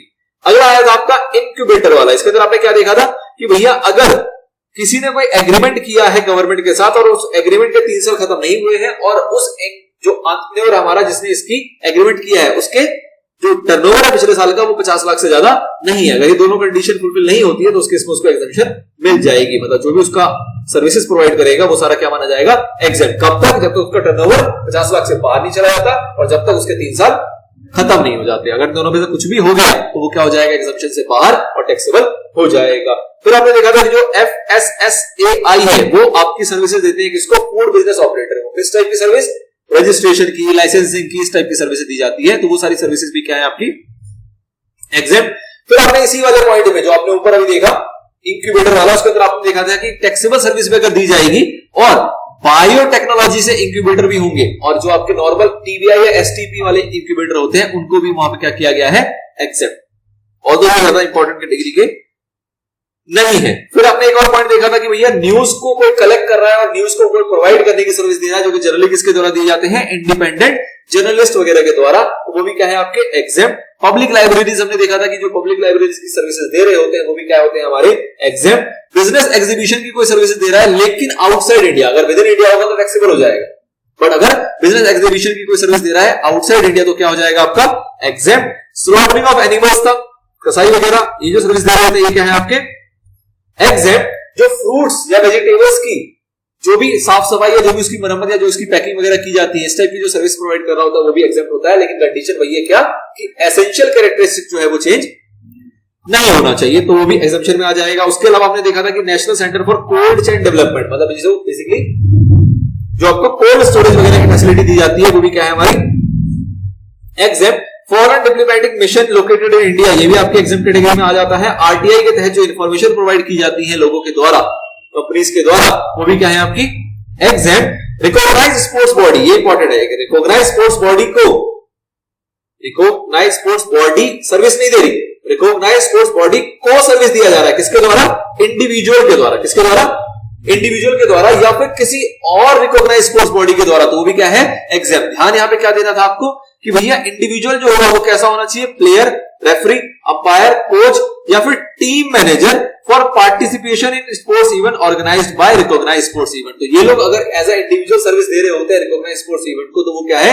एग्जेम्प्ट। इसमें आपको ध्यान देने वाली बात क्या थी कि अगर कोई सेलेक्टर वगैरह है या कोई एक्सपर्ट वगैरह है, अगर वो सर्विस दे रहा होगा रिकॉग्नाइज्ड स्पोर्ट्स बॉडी को, तो वो टैक्सेबल है, जो सेलेक्टर वगैरह होते हैं ना। Services provided by operators of the common biomedical waste treatment facility to a clinical establishment by way of treatment disposal of biomedical waste incidental processes। तो ये आपको पता था कि जो इस टाइप के वेस्ट वगैरह निकलते हैं हॉस्पिटल्स वगैरह से, उसको ऑपरेट करते हैं, उसको जगह लगाने की अगर कोई सर्विस दे रहा है उन क्लिनिकल एस्टेब्लिशमेंट्स को या फिर हॉस्पिटल्स वगैरह को, तो वो भी क्या है? आपका एग्जेम्प्ट। पब्लिक कन्वीनियंस जो है वो भी आपके एग्जामिशन में आते हैं, जिसमें वॉशरूम्स वगैरह की सर्विसेज प्रोवाइड की जा रही हैं। और लास्ट में आपने देखा था कि फीफा के अंदर, जैसे हमने ऊपर देख लिया, सर्विसेज प्रोवाइडेड बाय या प्रोवाइडेड टू फीफा एग्जेम्पशन हो जाएगा। बस क्या चाहिए, डायरेक्टर स्पोर्ट्स का सर्टिफाइड मतलब सर्टिफिकेट होना चाहिए डायरेक्टर स्पोर्ट्स के द्वारा कि हाँ जी ये जो सर्विसेज है ये इन रिलेशन टू फीफा है, तो वो एग्जेम्प्ट हो जाएगा। उसके अलावा लास्ट में क्या कवर किया था कि भैया राइट टू एडमिशन मतलब टिकट्स, अगर टिकट्स भी इशू किए जा रहे हैं फीफा के द्वारा कि आप आओ दर्शक की तरह उसको देखो, उस शो को, उस वर्ल्ड कप को, तो वो भी क्या है आपका एग्जेम्प्ट, वो भी क्या है आपका एग्जेम्प्ट। तो ये सारी अदर सर्विसेज के अंदर आ गई। अब एक नजर और मारो इस सेंस में कि क्या ज्यादा इंपॉर्टेंट है और क्या लीस्ट इंपॉर्टेंट है, क्योंकि ये भी आपको पता होना बहुत जरूरी है। और तो मैंने बीच बीच में बताया है, सबसे पहले चैरिटेबल इंस्टीट्यूशन बहुत ज्यादा इंपॉर्टेंट है। एक बार आप काउंटिंग करना, कितनों को मैं इंपॉर्टेंट बता रहा हूं, ये काउंटिंग करना कहीं पे, ठीक है, गिनते रहना। पहला चैरिटेबल इंस्टीट्यूशन इंपॉर्टेंट है, तमीज से पता होना चाहिए। एग्रीकल्चर सर्विसेज इंपॉर्टेंट है, तमीज से पता होना चाहिए, 2 पॉइंट हो गए। एजुकेशनल सर्विसेज इंपॉर्टेंट भी है, इजी भी है, तमीज से पता होना चाहिए, 3 पॉइंट हो गए। हेल्थ केयर सर्विसेज थोड़ा लीस्ट इंपॉर्टेंट है, थोड़ा सा कम इंपॉर्टेंट है, बट ये भी इंपॉर्टेंट है। तो मतलब क्या हो गया कि आपके सबसे पहला कौन सा था, चैरिटेबल, दूसरा कौन सा आया एग्रीकल्चर, तीसरा कौन सा आया एजुकेशन। ये 3 तो आपके पूरे पूरे मार्क्स हैं, ये पूरे पूरे मार्क्स हैं, मतलब अच्छा वाला इंपॉर्टेंट है, इसको मैं ऐसा कहता हूं कि डबल टिक है। अगला है आपका हेल्थ केयर। हेल्थ केयर जो है ये सिंगल टिक है, मतलब इंपॉर्टेंट तो है, लीस्ट इंपॉर्टेंट है। Services provided by government, services provided by government, तो बाय गवर्नमेंट वाला भी है, ये भी क्या है आपका लीस्ट इंपॉर्टेंट कैटेगरी का है, मतलब इंपॉर्टेंट बहुत ज्यादा नहीं कहूंगा मैं, लीस्ट कैटेगरी में है कि हाँ थोड़े बहुत चर्चा इसमें से पता होनी चाहिए आप। इसके बाद कौन सा है कंस्ट्रक्शन सर्विसेज, लीस्ट का मतलब मेरे हिसाब से इंपॉर्टेंट ही नहीं है, पढ़ लेना है, लेकिन ऐसा नहीं इंपॉर्टेंट मना कर रहा हूं तो पता लगे छोड़ के चले जाओ, रीड मार लेनी है, बट इंपॉर्टेंट मैं इसको नहीं कहूंगा। ट्रांसपोर्ट वाला लीस्ट इंपॉर्टेंट। जीटीए वाला मतलब जीटीए तो नहीं है, goods transport agency, goods transport services वाला, जीटीएस वाला डबल टिक इंपॉर्टेंट है, अच्छे लेवल के इंपॉर्टेंट की कैटेगरी में ये आता है। नेक्स्ट आया आपका banking and financial, least important बोलूंगा, मतलब ना के समान। लाइफ इंश्योरेंस बिजनेस ना के समान, जनरल इंश्योरेंस बिजनेस ना के समान, स्पेसिफाइड बॉडीज ना के समान, पेंशन स्कीम ना के समान, लेकिन बिजनेस फैसिलिटेटर और business correspondent single tick, double tick नहीं है, बिजनेस फैसिलिटेटर और बिजनेस कॉरेस्पॉन्डेंट सिंगल टिक है, लीस्ट इंपॉर्टेंट है बट इंपॉर्टेंट है। Services provided to government important है, लेकिन डबल टिक नहीं, सिंगल टिक। इसके बाद लीजिंग सर्विसेज ना के समान, लीगल सर्विसेज डबल इंपॉर्टेंट, मतलब double tick, legal services double tick. इसके बाद स्पॉन्सरशिप नहीं है इंपॉर्टेंट, स्किल डेवलपमेंट सर्विसेज नहीं है important, performance by artist double tick, artist important category का। इसके बाद right to admission to various events, कोई खास नहीं इंपॉर्टेंट कहूंगा इसमें, बस यही इंपॉर्टेंट है कि 500 वाली लिमिट याद रखना, ये 500 वाली लिमिट याद रखोगे, इसके अलावा और कुछ नहीं है इसके अंदर काम को, तो एक टिक में डाल देते हैं, और तो इसके अलावा और कुछ नहीं है, इजी है। इसके बाद अनइनकॉर्पोरेटेड बॉडी, ये तो भैया इसको मैं हाउसिंग सोसाइटी के नाम से लिख रहा हूं, डबल टिक, सवाल आएगा ही आएगा। और अदर्स के अंदर अगर छांटोगे तो कुछ एक चीजें आपको दिख जाएंगी जो कि इंपॉर्टेंट है, तो वो आपको नाम से पता लग जाएगा। अदर्स आप कह लो कि आपको पढ़ना है, बट सारे पॉइंट इंपॉर्टेंट नहीं है, कुछ कुछ इंपॉर्टेंट। ये है कुछ 8-10 पॉइंट 23 के अंदर से, मैक्सिमम कह लो 10 पॉइंट ऐसे होंगे जो आपको डीप में घुस घुस के तमीज से पढ़ लेना है, उससे रिलेटेड सारे सवाल की प्रैक्टिस कर लेनी है, चाहे वो आपके बुक के हो, चाहे वो आपके इधर उधर के मॉड्यूल के हो। बाकी जो बच रहे उसकी बस रीडिंग कर लो। जो मैं बार बार कह रहा हूं कि ये पता होना चाहिए कि वो एग्जामिशन में होता है या नहीं, मतलब आपने एग्जामिशन के चैप्टर में कहीं पढ़ा है दैट मींस वो एग्जाम्प्ट है, नहीं पढ़ा दैट मींस वो एग्जाम्प्ट नहीं है, याद ना कर पाओगे, ना करने की कोई जरूरत है। ठीक है, this is all about exemption chapter, जिसके अंदर आपने इसके रिवीजन के तौर पे आपने सारे सर्विसेज को समझ लिया। अगले पार्ट में शुरू करेंगे कुछ क्वेश्चन आंसर्स की रिवीजन। इतने तक में कोई डाउट है तो बताओ।